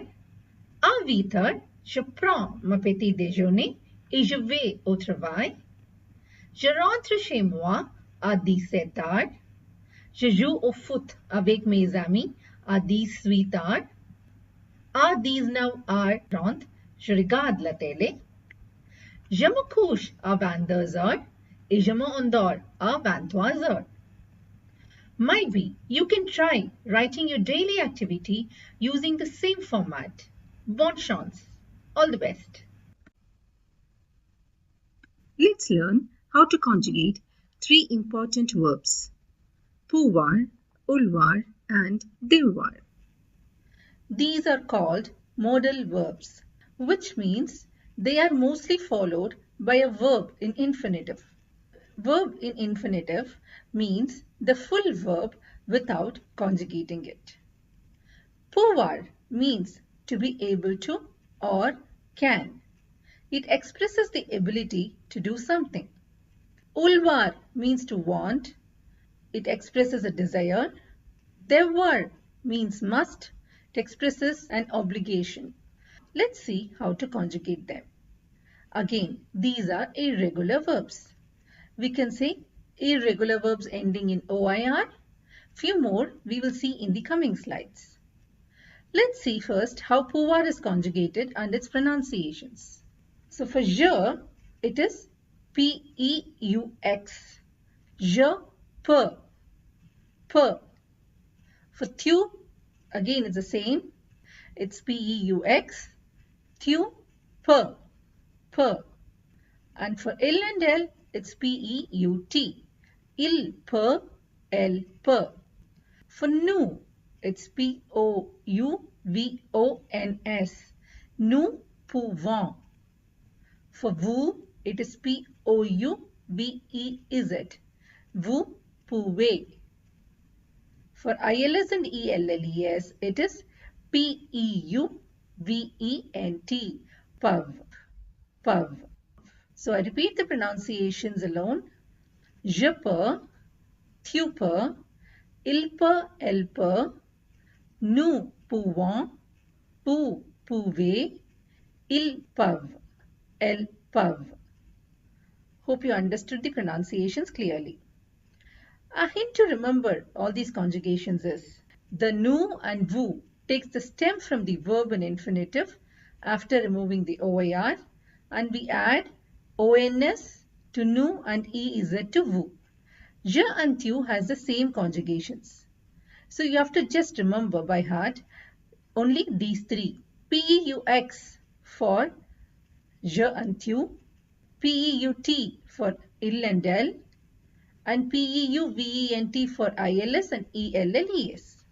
For nous and vous, as I mentioned, it takes the stem after removing the OIR and you add ONS and EZ for nous and vous respectively. Now let's look few phrases using pouvoir. I can ride a horse. Here, to ride a horse, we can say monter à cheval, and the conjugating pouvoir with je, the sentence is je peux monter à cheval. The next one is, can we go out tonight? It's a question. So using the inversion, it becomes pouvons-nous sortir ce soir? Hope you understood how to conjugate pouvoir, its pronunciations, and how to make simple phrases using pouvoir. Let's learn on how to conjugate the verb devoir. So for je, it is D-O-I-S. Je dois. For tu, again, it is D-O-I-S. Tu dois. For il and elle, it is D-O-I-T. Il doit, elle doit. So the pronunciations for all the singular subject pronouns is the same. For nous, it is devons. D-E-V-O-N-S. For vous, it is D-E-V-E-Z, pronounced as the way. For ILS and ELLES, it is D-O-I-V-E-N-T, pronounced as doivent. Only the pronunciations for you all. Je dois, tu dois, il doit, elle doit, nous devons, vous devez, ils doivent, elles doivent. Now, as I mentioned for pouvoir verb, for this verb too, the nous and vous, it takes a stem from the infinitive after removing the OIR. So you remove the OIR, take the stem, and then you add ONS for nous and EZ for vous. For je and tu, the conjugations remains the same. So again here as well, you need to by heart to remember just 3 conjugations. That is DOIS for je and tu, DOIT for il and elle, and DOIVENT for ILS and ELLES. Let's look at few phrases using the verb devoir. The first one is, you must study well. To study is the verb étudier, and for well it is bien. So conjugating devoir with tu, the sentence becomes tu dois bien étudier. Please note here again, the verb devoir is followed by a verb in infinitive. Bien is an adverb, and you generally place the adverb in between 2 verbs if there are 2 verbs in a sentence. We will, however, learn the placement of adverbs in detail while doing that lesson. Let's see the next sentence.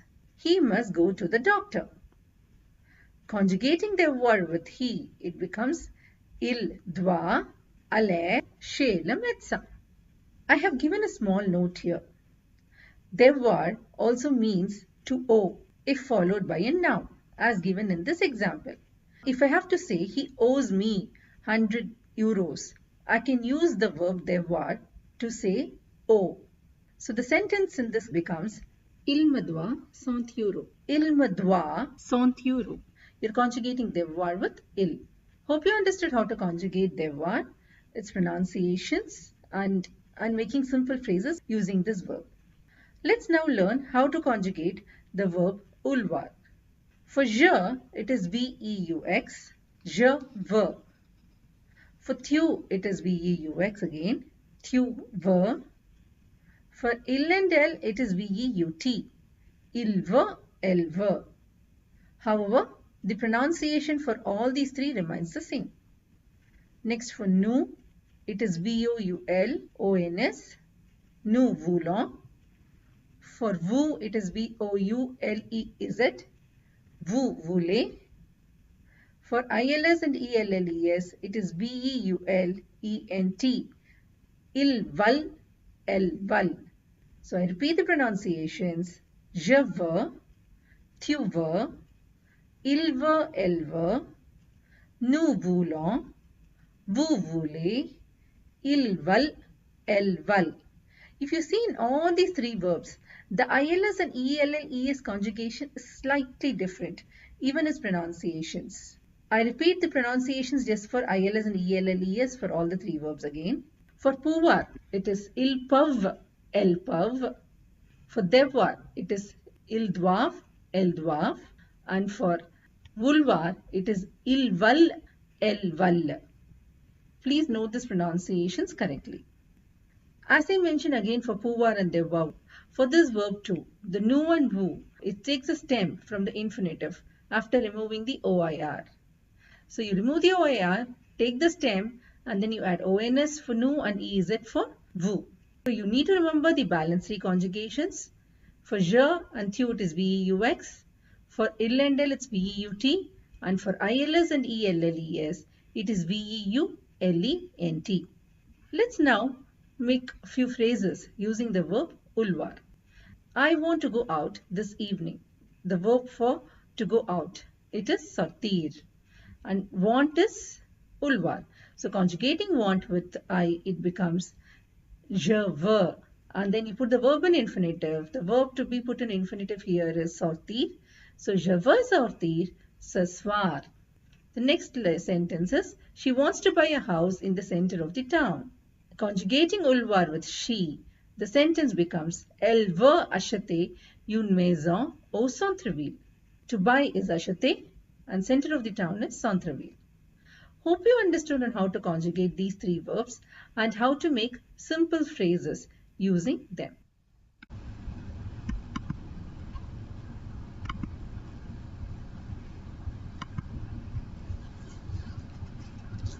In this section, we will learn about how to ask directions and how to tell directions in French. The verbs and the vocabulary we generally use to tell the directions are given here. I have given the verbs we commonly use, questions on how to ask the direction, and the vocabulary we use. We will go through these first and then look at these phrases.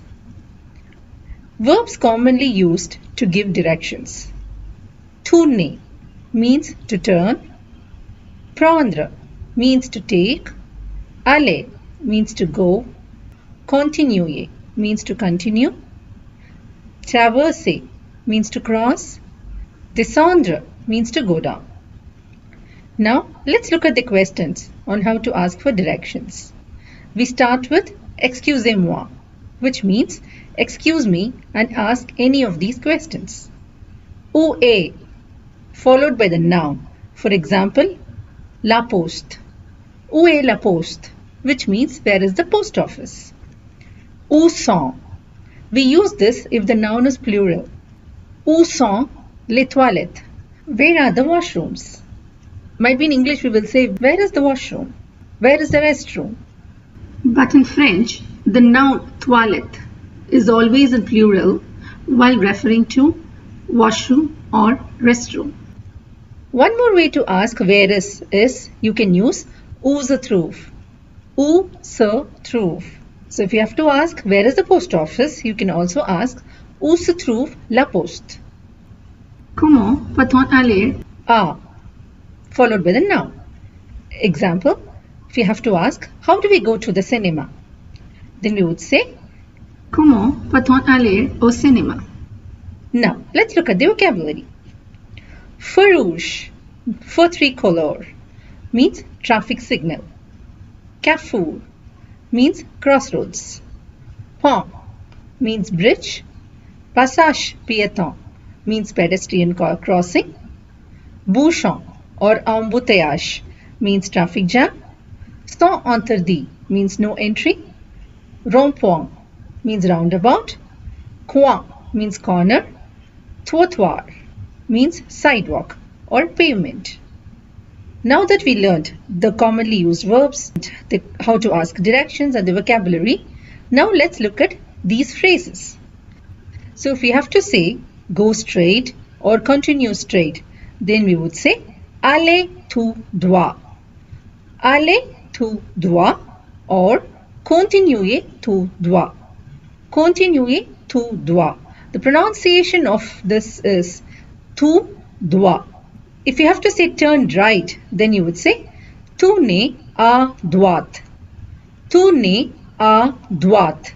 The difference here is you say droit. You don't pronounce the T here, but here you pronounce the T. Tout droit. À droite. The next one, if you have to say turn left, then you would say tourner à gauche. Tourner à gauche. Take the first street on the left. Prendre la première rue à gauche. Take the first street on the right. Prendre la première rue à droite. Cross the road or the bridge. Cross the road, traverser les rues. Cross the bridge, traverser le pont. Go down the street, descendre la rue. At the end of the street, take or turn. Au bout de la rue, prenez or tournez, à gauche, à droite, you can say anything. And for example, if you want to say that It is in front of this, or it is next to, near to, right of, to the left of, behind or in front of, you use all these prepositions. C'est en face de, c'est à côté de, c'est près de, c'est à droite de, c'est à gauche de, c'est derrière, c'est devant, plus the noun. Please note that I have mentioned all the verbs here in infinitive. You can use the imperative form while giving directions. Hope you understood on how to ask directions and how to tell directions in French. We come to this section of En parle, a small dialogue that helps you in reading, understanding and listening. This dialogue is between two passerbys on the road. I will read it in French and its English equivalent is given here. Le passant 1. Bonjour monsieur, pouvez-vous m'aider s'il vous plaît? Le passant 2. Oui, bien sûr. Le passant 1. Où est la poste, s'il vous plaît? Le passant 2. Descendez cette rue et allez tout droit. Au bout de la rue, tournez à droite. Le passant 1. D'accord. Et puis, le passant 2. Continuez jusqu'au feu rouge et tournez à gauche. Et la poste est à 100 mètres sur votre gauche. Le passant 1. C'est très loin d'ici? Le passant 2. Non, c'est juste 5 minutes en voiture. Le passant 1. Merci beaucoup. Le passant 2. De rien.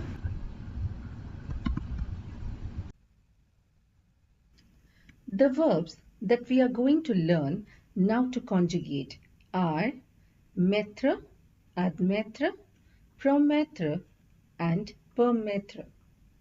Mettre means to put, admettre means to admit or to confess, promettre means to promise, and permettre means to permit or to authorize. Here again, if you know by heart the conjugations of the verb mettre, then you can prefix an ad for admettre, pro for promettre, and per for permettre. Let's see on how to conjugate mettre. The endings of these verbs are conjugated almost similar to the regular re verbs in terms of adding an s with je and thu, and you add nothing for the il and l. For nu you add ons, and for vous you add an ez, and for ils and elles you add an ent. However, this verb has two stems, one for the singular subject pronoun and a different one for the plural subject pronoun. For the singular subject pronoun, you remove the tre and met is the stem. To this stem, you add the endings as I mentioned before. S for je and thu, and nothing for il and l. For the plural subject pronouns, you remove only the re and you take mett as the stem and add ons for nu, ez for vous, and ent for ils and elles. Doing so, you get these conjugations. Let me pronounce each of them. Je mets, tu mets, il met, elle met. The pronunciation for all these three conjugations remains the same. Nous mettons, vous mettez, il met, elle met. Let's see a phrase using mettre. I put all the files on the desk. So conjugating mettre with je, the sentence becomes je mets tous les dossiers sur le bureau. The next verb is promettre. You prefix pro to the conjugations of mettre and you get the conjugation of promettre. These are its pronunciations. Je promets, tu promets, il promet, elle promet, nous promettons, vous promettez, ils promettent, elles promettent. A phrase using promettre. She promises to study 2 hours every day. Elle promet d'étudier 2 heures par jour. Conjugating promettre with elle, you put elle promet. But then you must be thinking, why have I used this preposition the here? I remember mentioning before as well that certain verbs are followed by certain prepositions, and promettre is generally followed by the preposition the. And after a preposition, you generally put the verb in infinitive. The verb here is étudier, so it becomes d'étudier. Now, you can conjugate the verbs admettre and permettre on your own. For admettre, you prefix an ad, and for permettre, you prefix a per to the conjugations of mettre. I hope you understood how to conjugate these verbs, its pronunciations, and how to make simple phrases using them. En parle. As we see at the end of every lesson, this section, En parle, is to help in understanding and reading. This dialogue also helps in understanding the basic conversations you will have in a restaurant. I have given a list of vocabulary used in a restaurant at the end of this lesson. I would kindly request you to please go through the same before listening or reading this dialogue. That would help you better to understand on your own. I will first read it in French, and the English equivalent is given in the next slide. This dialogue is between two persons and a server in a restaurant. Server: Bonjour madame, comment je peux vous aider? Client 1: Bonjour monsieur, je veux une table pour 2 personnes. Serveur: D'accord, suivez-moi. Voilà votre table. Client 1: Merci, pouvons-nous commander? Serveur: Oui, bien sûr. Que désirez-vous comme les entrées? Client 1: Je veux de la salade verte. Client 2: Et moi, je prends une salade niçoise. Serveur: D'accord. Et comme le plat principal? Client 1: Quel est le plat du jour? Serveur: C'est le pique frites et le poisson grillé. Client 1: Je préfère le poisson grillé. Client 2: Moi, je prends un pique frites. Serveur: Bien. Et comme les boissons? Client 1: Une bouteille d'eau et un jus d'orange. Serveur: D'accord. Après le repas? Serveur: Comment avez-vous trouvé le repas? Client 1: C'est vraiment délicieux. Oui, excellent. Et l'addition, s'il vous plaît? Serveur: Voilà l'addition et vous payez comment? Par carte ou par chèque ou en espèces? Client 1: En espèces. Client 2: En partage? Client 1: Ah non, c'est pour moi. Client 2: Ok, je laisse le pourboire. That's the end of the dialogue. I would like to point out a few things here. We just did partitive articles, wherein I mentioned that we use partitive articles with food and drinks for undetermined quantity.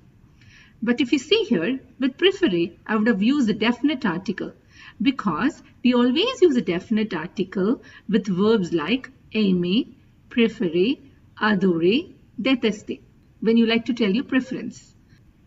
Next is l'addition, which means bill or check.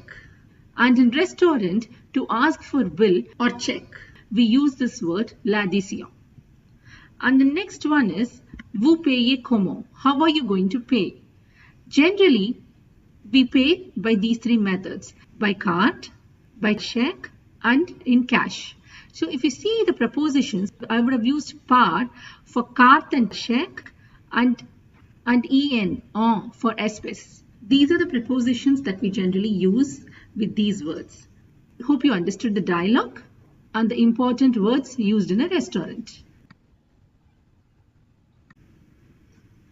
Let's now learn about 2 tenses, le futur proche et le passé récent. These 2 tenses are the easiest ones to conjugate in French.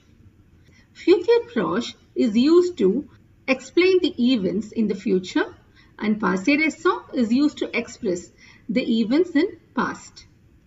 Let's see in detail. First, the definition. Le futur proche est utilisé pour exprimer les actions dans le futur qui se passent dans l'avenir proche. It means futur proche is used to express the actions in the future that happens in the near future. So for those actions that's going to happen in the near future, we use futur proche. Proche means near in French. The English equivalent of futur proche is going to do something. Now, let's see the definition of passé récent. Le passé récent est utilisé pour exprimer les actions dans le passé qui se passent dans le passé proche. Passé récent is used to express the actions in the past that happens in the near past. The difference between futur proche and passé récent is we use futur proche to express actions in the near future, and passé récent is used to express actions in the near past. Now let's learn how to put the verbs in futur proche. On utilise deux éléments, Le présent de l'indicatif du verbe aller et le verbe infinitive. So we use two components, the present tense of the verb aller and the verb in infinitive. Sujet plus le présent de l'indicatif du verbe aller plus infinitive du verb. We put the subject, conjugate aller in present tense, and then we put the main verb in the infinitive. As you all know, the verb infinitive means the verb in its full form. That is the unconjugated verb. Let's now see how to conjugate the verbs in passé récent. On utilise trois éléments, le présent de l'indicatif du verbe venir, de et le verbe infinitive. We use three components, the present tense of the verb venir, de and the verb in infinitive. Sujet plus le présent de l'indicatif du verbe venir plus de plus infinitive du verb. Please note in passé récent, we have de in between venir and verb in infinitive. Let's now conjugate the verbs manger and se coucher in both futur proche and passé récent. For conjugating in futur proche, as I mentioned earlier, we put the subject je, conjugate aller with je in the present tense, it becomes je vais, and then we put the verb in infinitive. The verb we need to put in infinitive here is manger. Therefore, the sentence is je vais manger, which means I am going to eat. Let's now conjugate a reflexive verb, se coucher. Again using the subject je. Conjugating aller with je, it is je vais, and then you put the verb in infinitive. The verb here is se coucher. But since it's a reflexive verb and the reflexive pronoun with je is me, therefore by putting the reflexive pronoun, it becomes je vais me coucher. I am going to bed. Let's now see how to put these two verbs in passé récent, again using the subject je. For passé récent, we conjugate the verb venir with je in present tense, so it becomes je viens, and then we put de, so je viens de, and then the verb in infinitive. The sentence becomes je viens de manger, meaning I just ate. Let's now put this reflexive verb se coucher in passé récent. Again, using the subject je, conjugating with venir in the present tense, it becomes je viens, and then you put de, so je viens de, and the verb to be put in infinitive here is se coucher. Again, the reflexive pronoun for je is me. So putting je with me, the sentence becomes je viens de me coucher, meaning I just went to bed. Now, let's look at these sentences. I have combined both passé récent and futur proche in the same sentence for a better understanding. Let's see each of them. Je viens de finir les devoirs et maintenant je vais jouer. Viens de finir is in passé récent and vais jouer is in future proche. So it means I just finished the homework and now I am going to play. Hope you understood the difference. The next one is nous venons d'acheter une nouvelle maison et nous allons déménager cette semaine. So the verb venons d'acheter is in passé récent and allons déménager is in future proche. So the meaning of the sentence is we just bought a new house and we are going to shift this week. The next one is il vient de partir et il va arriver, where these now are. Vient de partir is in passé récent and va arriver is in future proche. So the meaning is he just left and he is going to arrive around 7 p.m. Let's see the next one. Elle vient d'arriver et elle est très fatiguée. Donc, elle va se coucher. Vient d'arriver is in passé récent and va se coucher is in future proche. So the sentence becomes she just arrived and she is very tired. Therefore, she is going to bed. I hope you all understood the differences between future proche and passé récent and how to conjugate them. Let's now learn how to negate and frame questions in future proche and passé récent. La négation. We all know that we use ne and pas on either side of the conjugated verb to negate. The same we do for both future proche and passé récent. For future proche, we put ne and pas on either side of the conjugated verb aller, and for passé récent, we put ne and pas on either side of the conjugated verb venir. If we have to negate the sentence, je vais sortir ce soir. So putting ne and pas on either side of vais, it will be je ne vais pas sortir ce soir. Je vais sortir ce soir means I'm going out this evening, and je ne vais pas sortir ce soir means I am not going out this evening. For passé récent, let's negate the sentence je viens de sortir. Putting ne and pas on either side of the verb vient, we get je ne viens pas de sortir. Je viens de sortir means I just left, and je ne viens pas de sortir means I did not just leave. Now for the interrogation. Let's use the verb regarder and put them in interrogation. We know there are 3 ways to ask a question. Let's see how to ask a question in all these 3 ways using future proche and passé récent. The first one is intonation. Tu vas regarder la télé? Are you going to watch TV? The second one is with est-ce que, so prefix est-ce que with this. So it becomes est-ce que tu vas regarder la télé? And for the inversion, you invert the conjugated verb aller and the subject. So it becomes vas-tu regarder la télé? Now, let's see for passé récent. The first one will be tu viens de regarder la télé? Using est-ce que, you prefix est-ce que before tu. Est-ce que tu viens de regarder la télé? And then the inversion. Viens-tu de regarder la télé? Hope you understood how to frame questions and negate in future proche and passé récent. Le passé composé. Le passé composé est utilisé pour exprimer les actions dans le passé et pour exprimer une action achevée.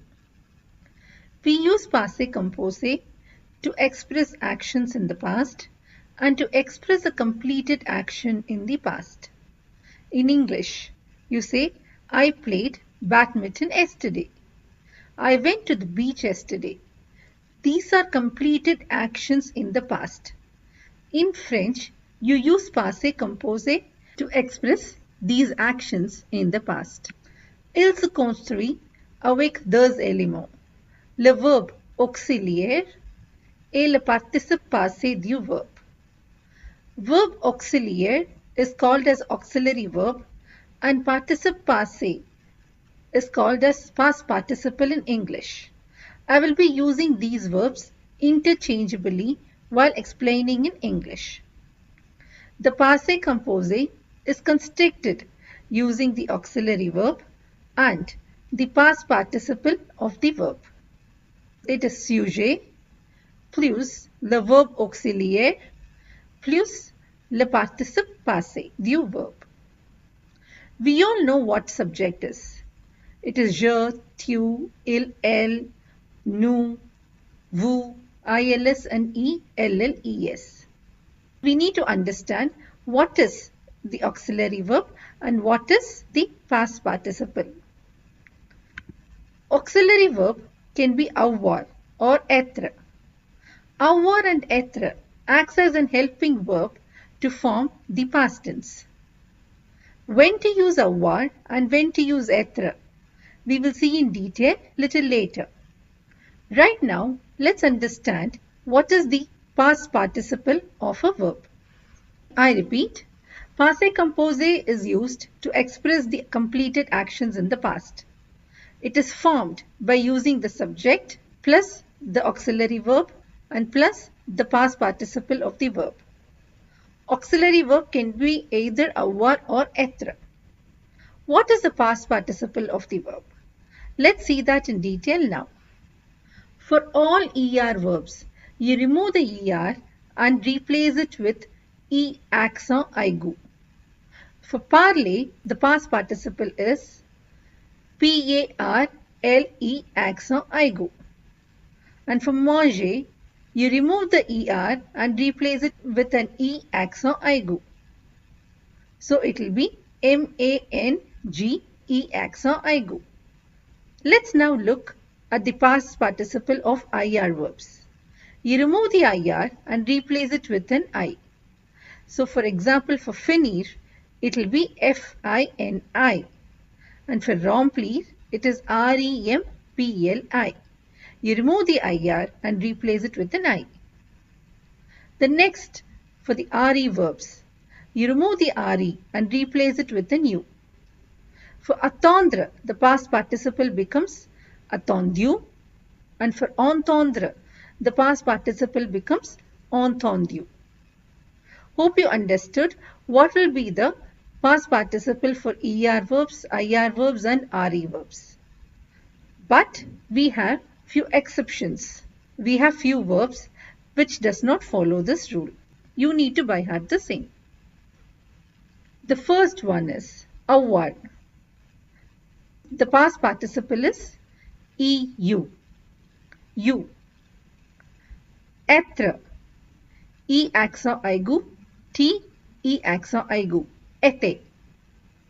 Boire. It is BU. Bu. For fair, it is FAIT. Fair. For connaître, it is CONNU. Connu. For savoir, it is SU. Su. For lire, it is LU. Lu. For écrire, it is E accent aigu. CRIT. Écrit. For mettre, it is MIS. Me. For pouvoir, it is PU. Pew. For ulvar, it is VOULU. Voulu. For prendre, it is PRIS. Pri. For voir, it is VU. View. For devoir, it is DU. U has a circumflex. Due. For dire, it is DIT. D. For ouvrir, it is ouvert. OUVERT. For rire, it is RI. Re. You have to by heart these exceptions. Now to summarize, for ER verbs, you remove the ER and replace it with an E accent aigu. For IR verbs, you remove the IR and replace it with an I. And for RE verbs, you remove the RE and replace it with an U. And apart from all these, you have all these exceptions. Hope you now understood very clearly on how to form the past participle or le participe passé of different verbs. Now let's learn about le verbe auxiliaire or the auxiliary verb. As I mentioned earlier, we use either avoir or être as the auxiliary verb. You should know when to use avoir and when to use être. Tous les verbes, sauf les verbes suivants, utilisent avoir comme le verbe auxiliaire. Ces verbes suivants et tous les verbes pronominaux utilisent le verbe être comme le verbe auxiliaire. It means all the verbs except the following verbs use avoir as the auxiliary verb. These following verbs and all the pronominal verbs use être as the auxiliary verb. So let's see the verbs that use être as the auxiliary verb in detail. You can call them as Dr. Mrs. Vandre Tramp. Let's look at each one of them along with its past participle. The first one is D, devenir. The past participle is devenu, D-E-V-E-N-U. R, revenir, revenue, R-E-V-E-N-U. M, monter, M-O-N-T-E accent aigu, monter. R, rentrer, R-E-N-T-R-E accent aigu, rentrer. S, sortir, S-O-R-T-I, sorti. V, venir, V-E-N-U, venue. A, arriver, A-R-R-I-V-E accent aigu, arriver. N, naître, N-E accent aigu, né. D, descendre, D-E-S-C-E-N-D-U, descendu. E, entrer, E-N-T-R-E accent aigu, entrer. R, retourner, R-E-T-O-U-R-N-E accent aigu, retourner. T, tomber, T-O-M-B-E accent aigu, tomber. Rester, R-E-S-T-E accent aigu, rester. Aller, A-L-L-E accent aigu, aller. Mourir, M-O-R-T, mort. Partir, P-A-R-T-I, parti. A, tous les verbes pronominaux. If you see the past participle of all these verbs, most of the verbs follow the rule. But there are few verbs that don't follow the rule. The first two is naître and mourir. For naître, it is N-E accent aigu, and for mourir, it is M-O-R-T. The next three is venir, devenir and revenir. For venir, even though it's an IR verb, the past participle is venu, V-E-N-U. Once you remember for venir, you can just prefix a DE for devenir and RE for revenir. So it's devenu for devenir and revenue for revenir. Now to summarize, all these verbs and the pronominal verbs use être as the auxiliary verb. All the other verbs except these verbs use avoir as the auxiliary verb. Now you know what is the auxiliary verb and what is the past participle of each verb. Now let's see how to form the passé composé.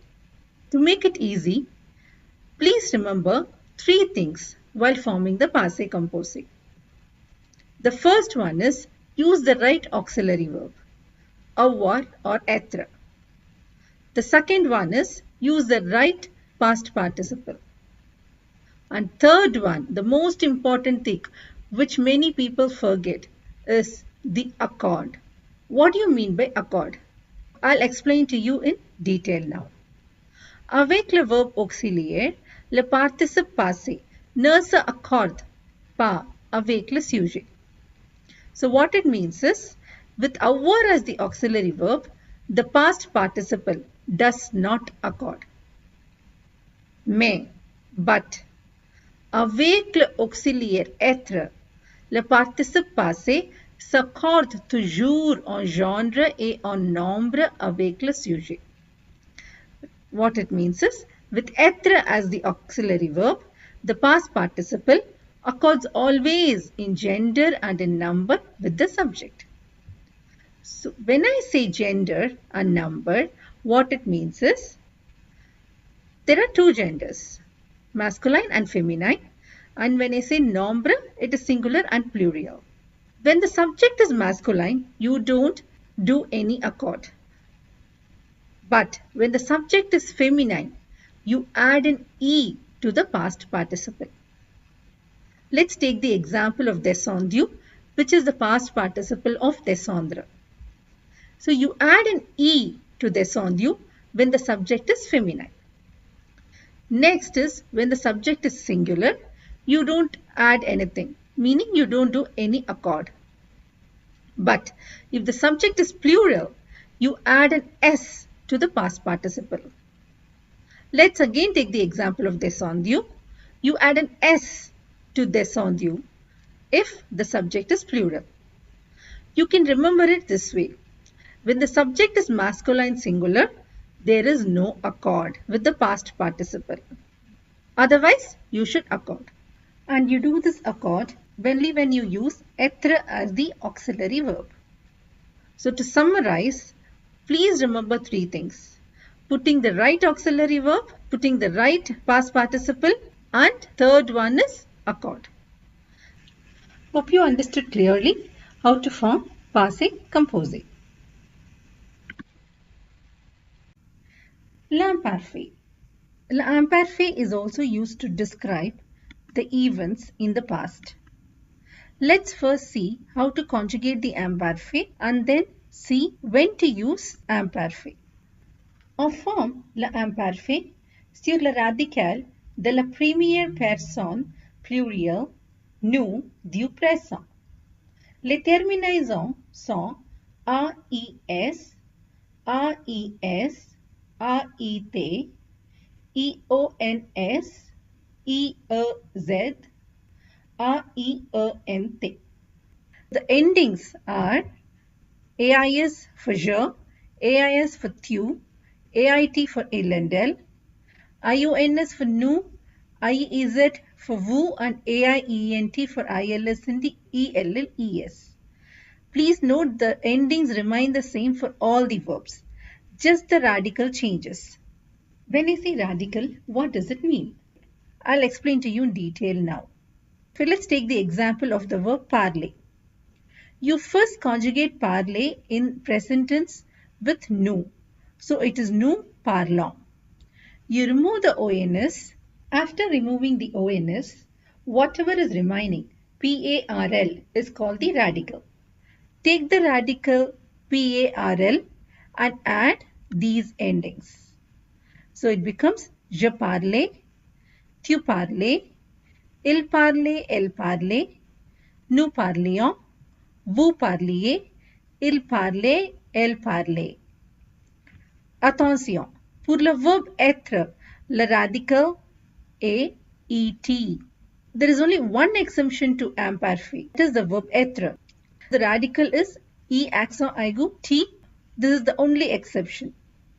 All the other verbs follow the rule of conjugating the verb with nous in the present tense and removing the ONS, taking the balance as the radical and adding all these endings.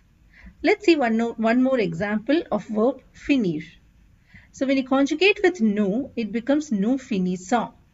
You remove the ONS, take the balance as the radical, FINISS, and add all these endings.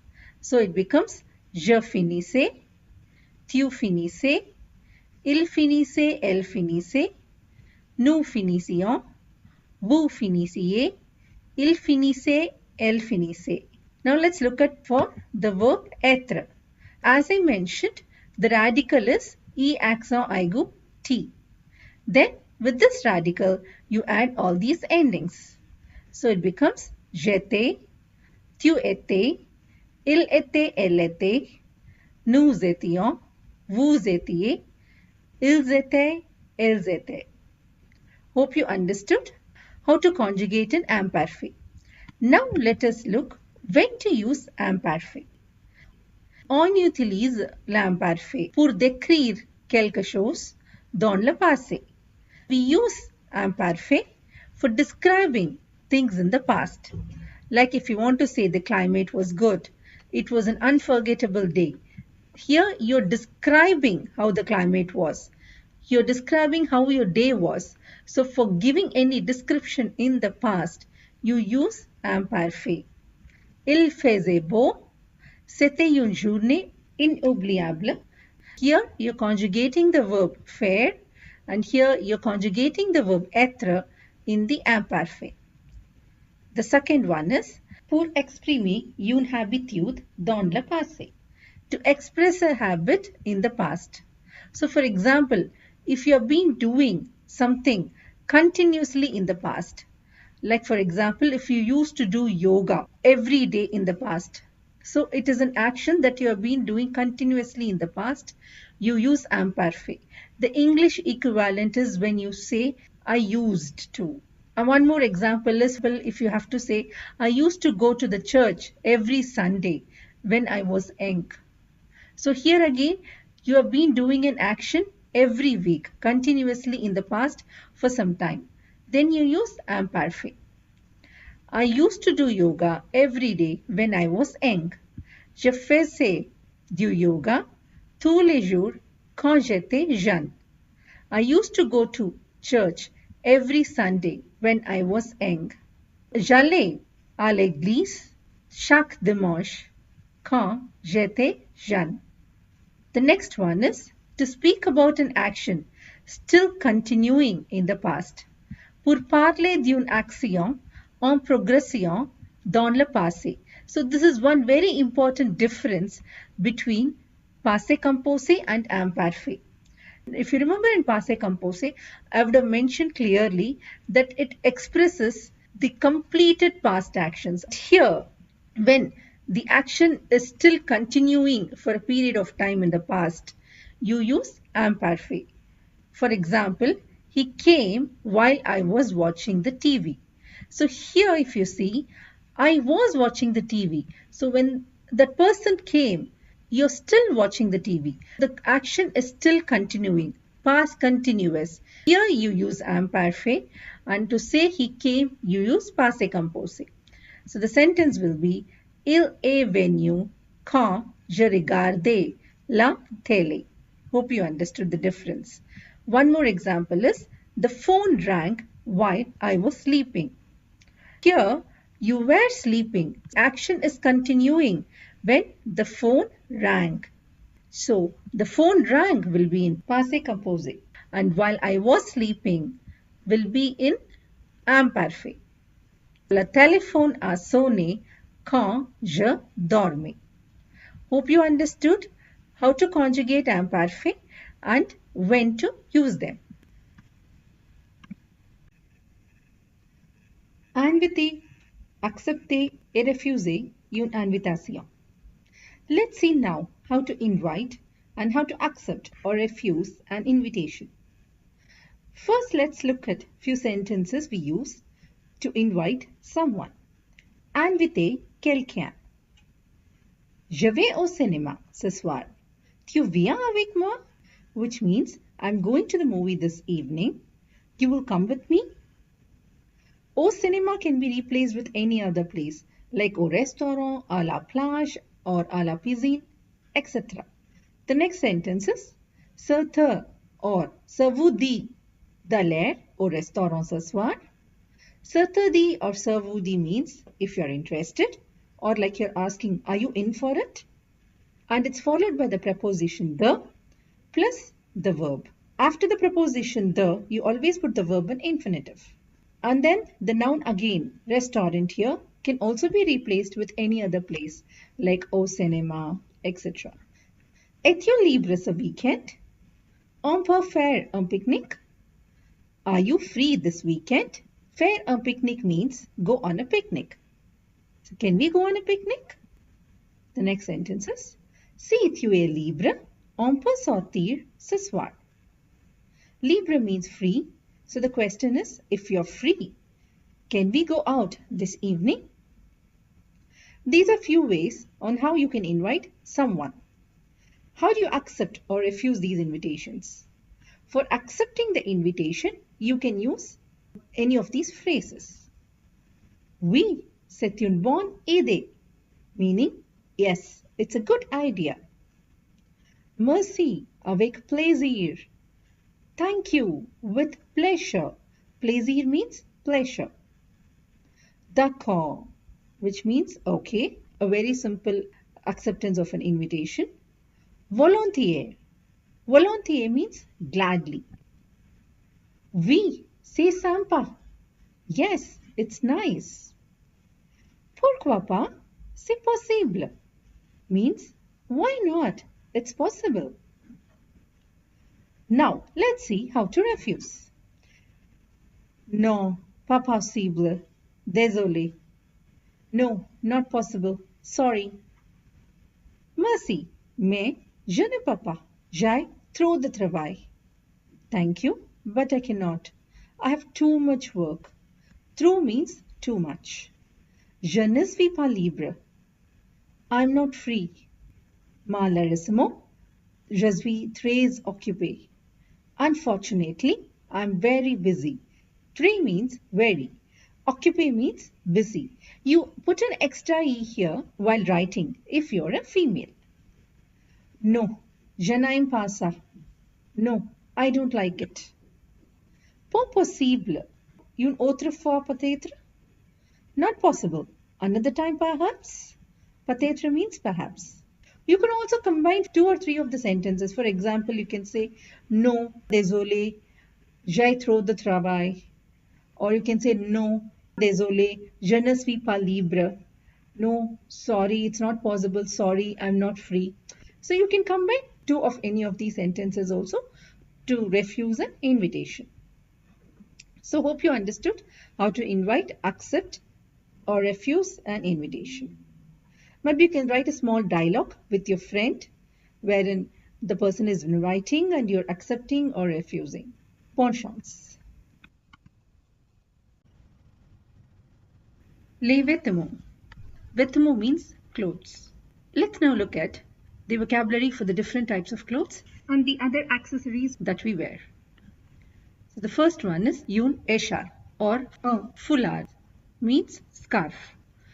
What is the difference between une écharpe and un foulard?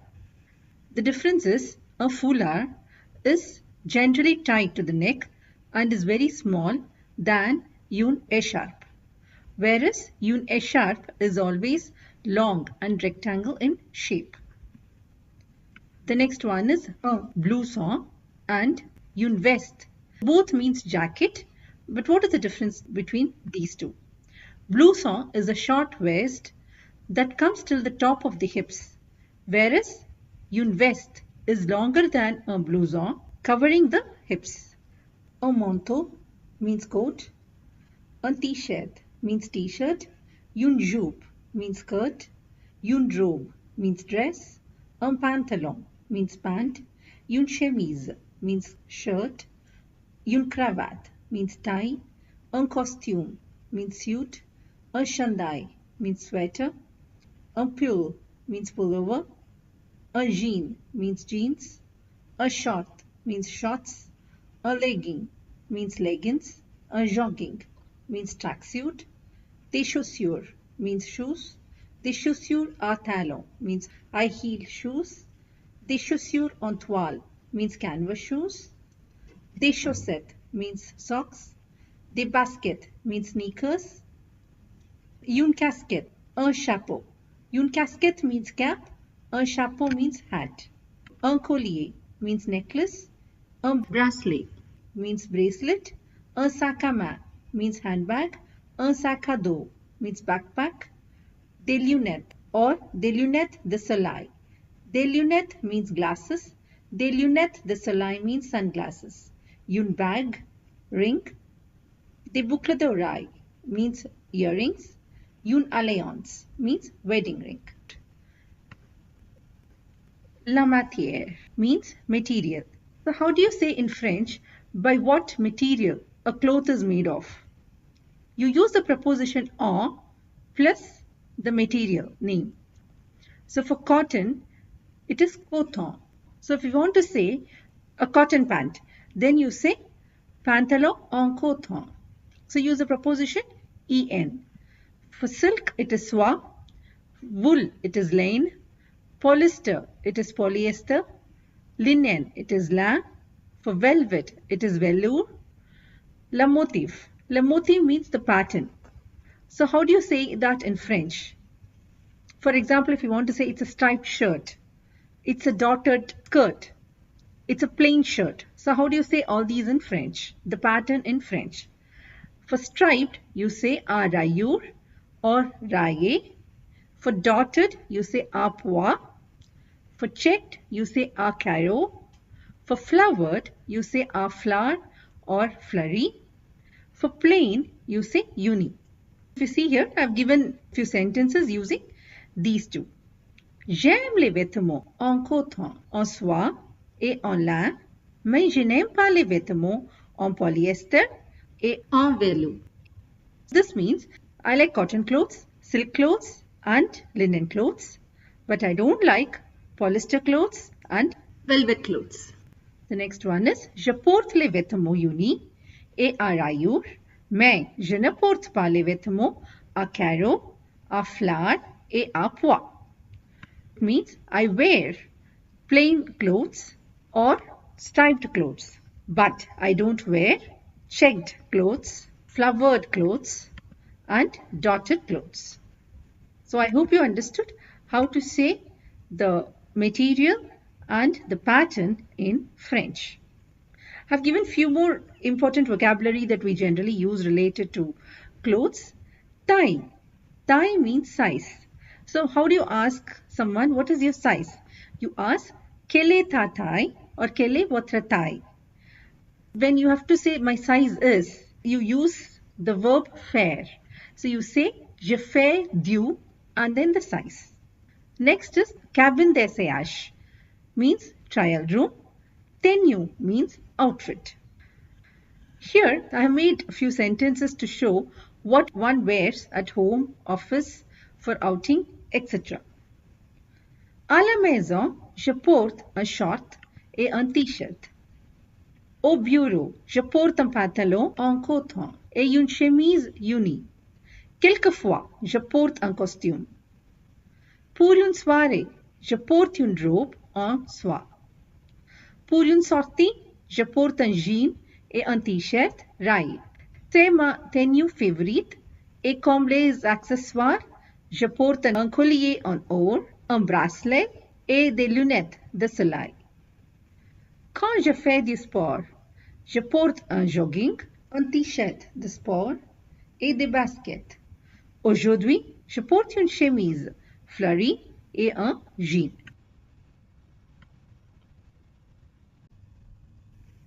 La négation complexe. We saw about how to negate using ne and pas. But every time we won't be able to use ne and pas alone. For example, if we want to say never, not anymore, nobody, not yet, then we use all these words instead of pas. We use words like rien, personne, plus, pas encore, jamais, etc. instead of pas. Let's look in detail now. The first one is quelque chose. Quelque chose means something. When you have quelque chose in the question, you negate using ne and rien. So you put ne, then the verb and rien, which means anything. Let's look at the example to understand better. Veux-tu quelque chose? You need something? So if you want to negate, we generally put ne and pas on either side of the verb. But here we want to say I don't want anything, not just I don't want. So to say I don't want anything, we use ne and rien. We put ne before the verb and rien after the verb. Therefore the sentence becomes je ne veux rien. Let's look at the next one. It is quelqu'un. Quelqu'un means someone. So when you have quelqu'un in the question, you negate it using personne. Ne, personne means anybody, anyone, or nobody, no one. Let's look at these examples for better understanding. As-tu vu quelqu'un? You saw someone. Now, you want to say, no, I saw no one. Or you want to say, no, I did not see anyone. Then you use ne and personne. So you would say, non, je n'ai vu personne. Please note, I had mentioned while using the passé composé that when you negate in the past tense, then you put ne and pas on either side of the auxiliary verb. But here, ne will come before the auxiliary verb ai, but personne will come after the participle passé. So you say, non, je n'ai vu personne. The next example is, quelqu'un est venu? Here we have quelqu'un at the beginning of the sentence. Hence, we use personne at the beginning of the sentence. So the response is, non, personne n'est venu. In this, wherein you use personne at the beginning of the sentence, ne will come after personne. The next one is encore, which means still or again. So when you have encore in the question, you negate using ne and plus. Ne verb plus, which means no longer, no more. Tu veux encore your pizza? You still want pizza? You negate using ne and plus. Ne before the verb and plus after the verb. So it becomes non, je ne veux plus the pizza. Please remember, du becomes the. The partitive articles becomes the in negation. The next one is déjà, which means already. So if you have déjà in the question, negate it using ne and pas encore. Ne verb pas encore means not yet. As-tu déjà fini? Have you already finished? Since this is in past tense, passé composé, as I mentioned earlier, you put ne before the auxiliary verb and pas encore after the auxiliary verb. So the sentence becomes, non, je n'ai pas encore fini. No, I have not finished yet. The next one is toujours, which means always. If you have toujours in the question, then you negate it using ne and jamais. Ne verb jamais means never. Tu manges toujours de la viande? You always eat meat. You negate this using ne and jamais, ne before the verb and jamais after the verb. So the sentence becomes, non, je ne mange jamais de viande. Here again, de la becomes the because partitive articles becomes the in negation. Non, je ne mange jamais de viande, which means I never eat meat. Hope you understood. This section gives you a list of vocabulary of a house and few adjectives that we use to describe it. The first one is fenêtre, means window. Salon means living room. Salle à manger means dining room. Chambre means bedroom. Cuisine means kitchen. Salle de bain, you can add an S, it can be without an S, both are right, which means bathroom. Salle d'eau, which means shower room. Toit means roof. Cheminée means chimney. Porte means door. Lit means bed. Canapé means sofa. Fauteuil means armchair. Sonnette means doorbell. Baignoire means bathtub. Lavabo means wash basin. Évier means sink that we use in the kitchen. Réfrigérateur ou frigo means fridge. Table basse means coffee table. Cuisinière means stove. Four à micro-ondes means microwave oven. Machine à laver means washing machine. Lave-vaisselle means dishwasher.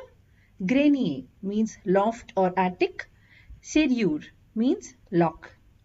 Now, these are the list of adjectives. Please remember that while using the adjectives, they accord with the noun. So, if you are using grand for maison, which is a feminine noun. Then we put an E with grand. The first one is grand, which means big. Tranquille means calm. Agréable means pleasant, nice. Spacieux means spacious. Lumineux means luminous. Bien décoré means well decorated. Propre means clean. I have given a small description of a house using most of the vocabulary that we just saw. La description d'une maison. J'habite dans un appartement et ma maison est au 10e étage. Elle est très grande, agréable et lumineuse. Il y a un salon, 2 chambres, un bureau, une salle de bain, une salle d'eau, un balcon et une cuisine. Le salon et les 2 chambres sont très spacieux. À gauche du salon, c'est la chambre de mes parents. Et ma chambre est à droite du salon. Le balcon est au fond de la maison. Dans le salon, Il y a une table basse entre un grand canapé, et un fauteuil. ma chambre est assez grande. Il y a un grand lit. À côté du lit, il y a une armoire et une table de nuit derrière le lit. La cuisine est bien meublée. Il existe un frigo, un four à micro-ondes, une cuisinière, un évier, une machine à laver et un lave-vaisselle. Je me sens très bien chez moi. The English equivalent is given here.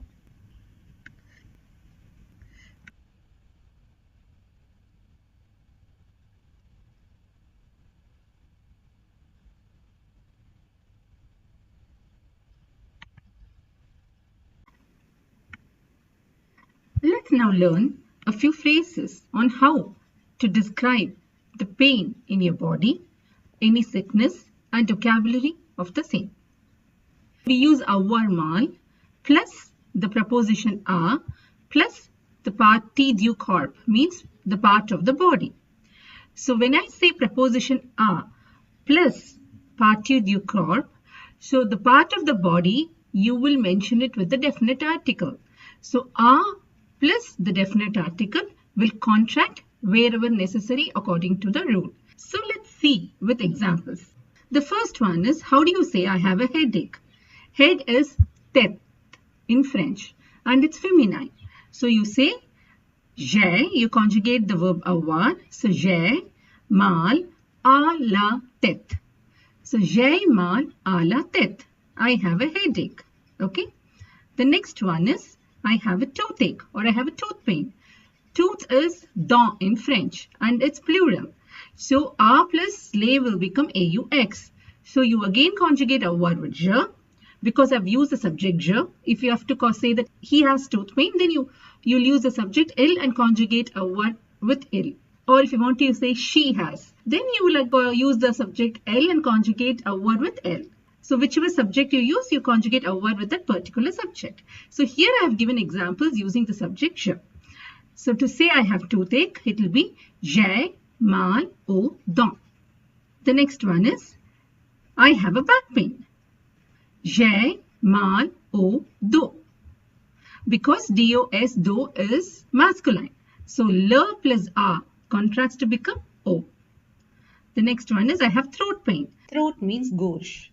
To say I have a throat pain, you would say j'ai mal à la gorge. I hope you understood on how to write it. You take the avoir, conjugate it with the subject, and then put mal plus the preposition a and the partie du corps, the part of the body. The next one is, I have stomach pain. J'ai mal au ventre. Now let's see few phrases which you can use to describe your sickness or to say you are sick. The first one is, I have a flu. J'ai une grippe. I am sick. Je suis malade. I have a cold. J'ai un rhume. I have fever. J'ai de la fièvre. I feel weak. Je me sens faible. These are the list of vocabulary. This side are the nouns and here are the verbs. Let me read them for you. Aspirin means aspirin. Antibiotic means antibiotic. Comprimé means tablet or pill. Medicament means medicine. Ordonnance means prescription. Vaccin means vaccine. Syrup means syrup. Tension means blood pressure. Pansement means bandage. Now let's see few verbs. Avaler means to swallow. Ausculter means to examine. Vacciner means to vaccinate. Rembourser means to reimburse. Éternuer means to sneeze. Guérir means to cure. Vomir means to vomit. Se blesser means to hurt yourself. Tousser means to cough. En parle. This section we have a dialogue between a doctor and the sick patient. I have used the phrases and vocabulary that we just saw, so it is quite easy for you to understand its meanings. This section helps you with understanding and reading. I'll first read it for you once. Un dialogue entre le médecin et son malade. Le malade. Bonjour docteur. Le médecin. Bonjour Charles. Alors, dites-moi, qu'est-ce qui ne va pas? Le malade. Je ne me sens pas bien.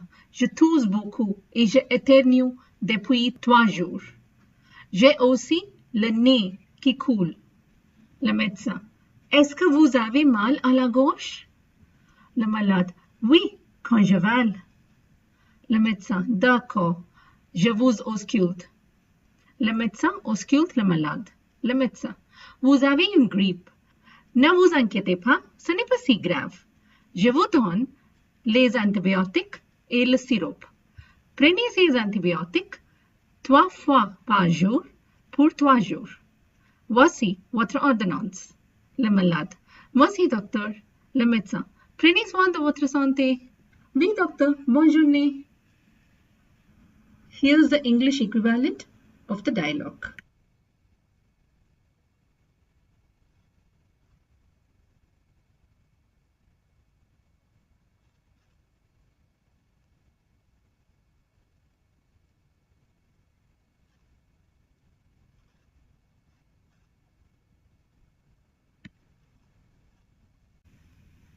Let's now learn on how to describe the weather in French. Quel temps fait-il? Which means, how is the weather? If you want to ask how the weather is, then you will say, quel temps fait-il? You can describe the weather in 3 ways. Il fait plus adjective, il y a plus noun, il plus a verb. Let's look at each one of them separately and its meanings. So let's first see how do we describe using the adjective. You say il fait plus l'adjective. So the first one is il fait beau, means the weather is nice. Il fait mauvais, means the weather is bad. Il fait chaud, means it is hot. Il fait froid, means it is cold. Il fait doux, means it is warm. And if you want to say the temperature, then you can say il fait dash degré. For example, if you want to say that it is 30 degrees Celsius, then you can say il fait 30 degrés. Next, we will see how do you describe the weather using the noun. You use il y a plus a nom. So for masculine nouns, you use du. For feminine nouns, you use de la. And for plural, you use they. If the noun is starting with a vowel, you use de-l apostrophe. Il y a du vent means it is windy. Il y a du soleil means it is sunny. Il y a du brouillard means it is foggy. Il y a de la pluie means it is raining. Il y a des nuages means it is cloudy. Il y a de l'orage means there is storm. Il y a un arc-en-ciel means there is a rainbow. Next, let's see how do we describe the weather using the verb. You say il plus un verb. Il pleut means it is raining. Il neige means it is snowing. Il grêle means there are hailstorms. Now let's see few sentences describing the activities, what one does according to the weather. Quand il fait beau, je me promène dans le parc. Meaning, when the weather is nice, I walk in the park. Let's see the sentence. Je n'aime pas la pluie. On ne peut pas sortir quand il pleut. I don't like the rain. We cannot go out when it rains. The next one is quand il neige, j'adore faire un bon homme de neige. When it snows, I love to make a snowman. Now, what is that you like to do if the weather is nice, or if it rains, or if it snows? You can try making few sentences. Bonne chance. All the best.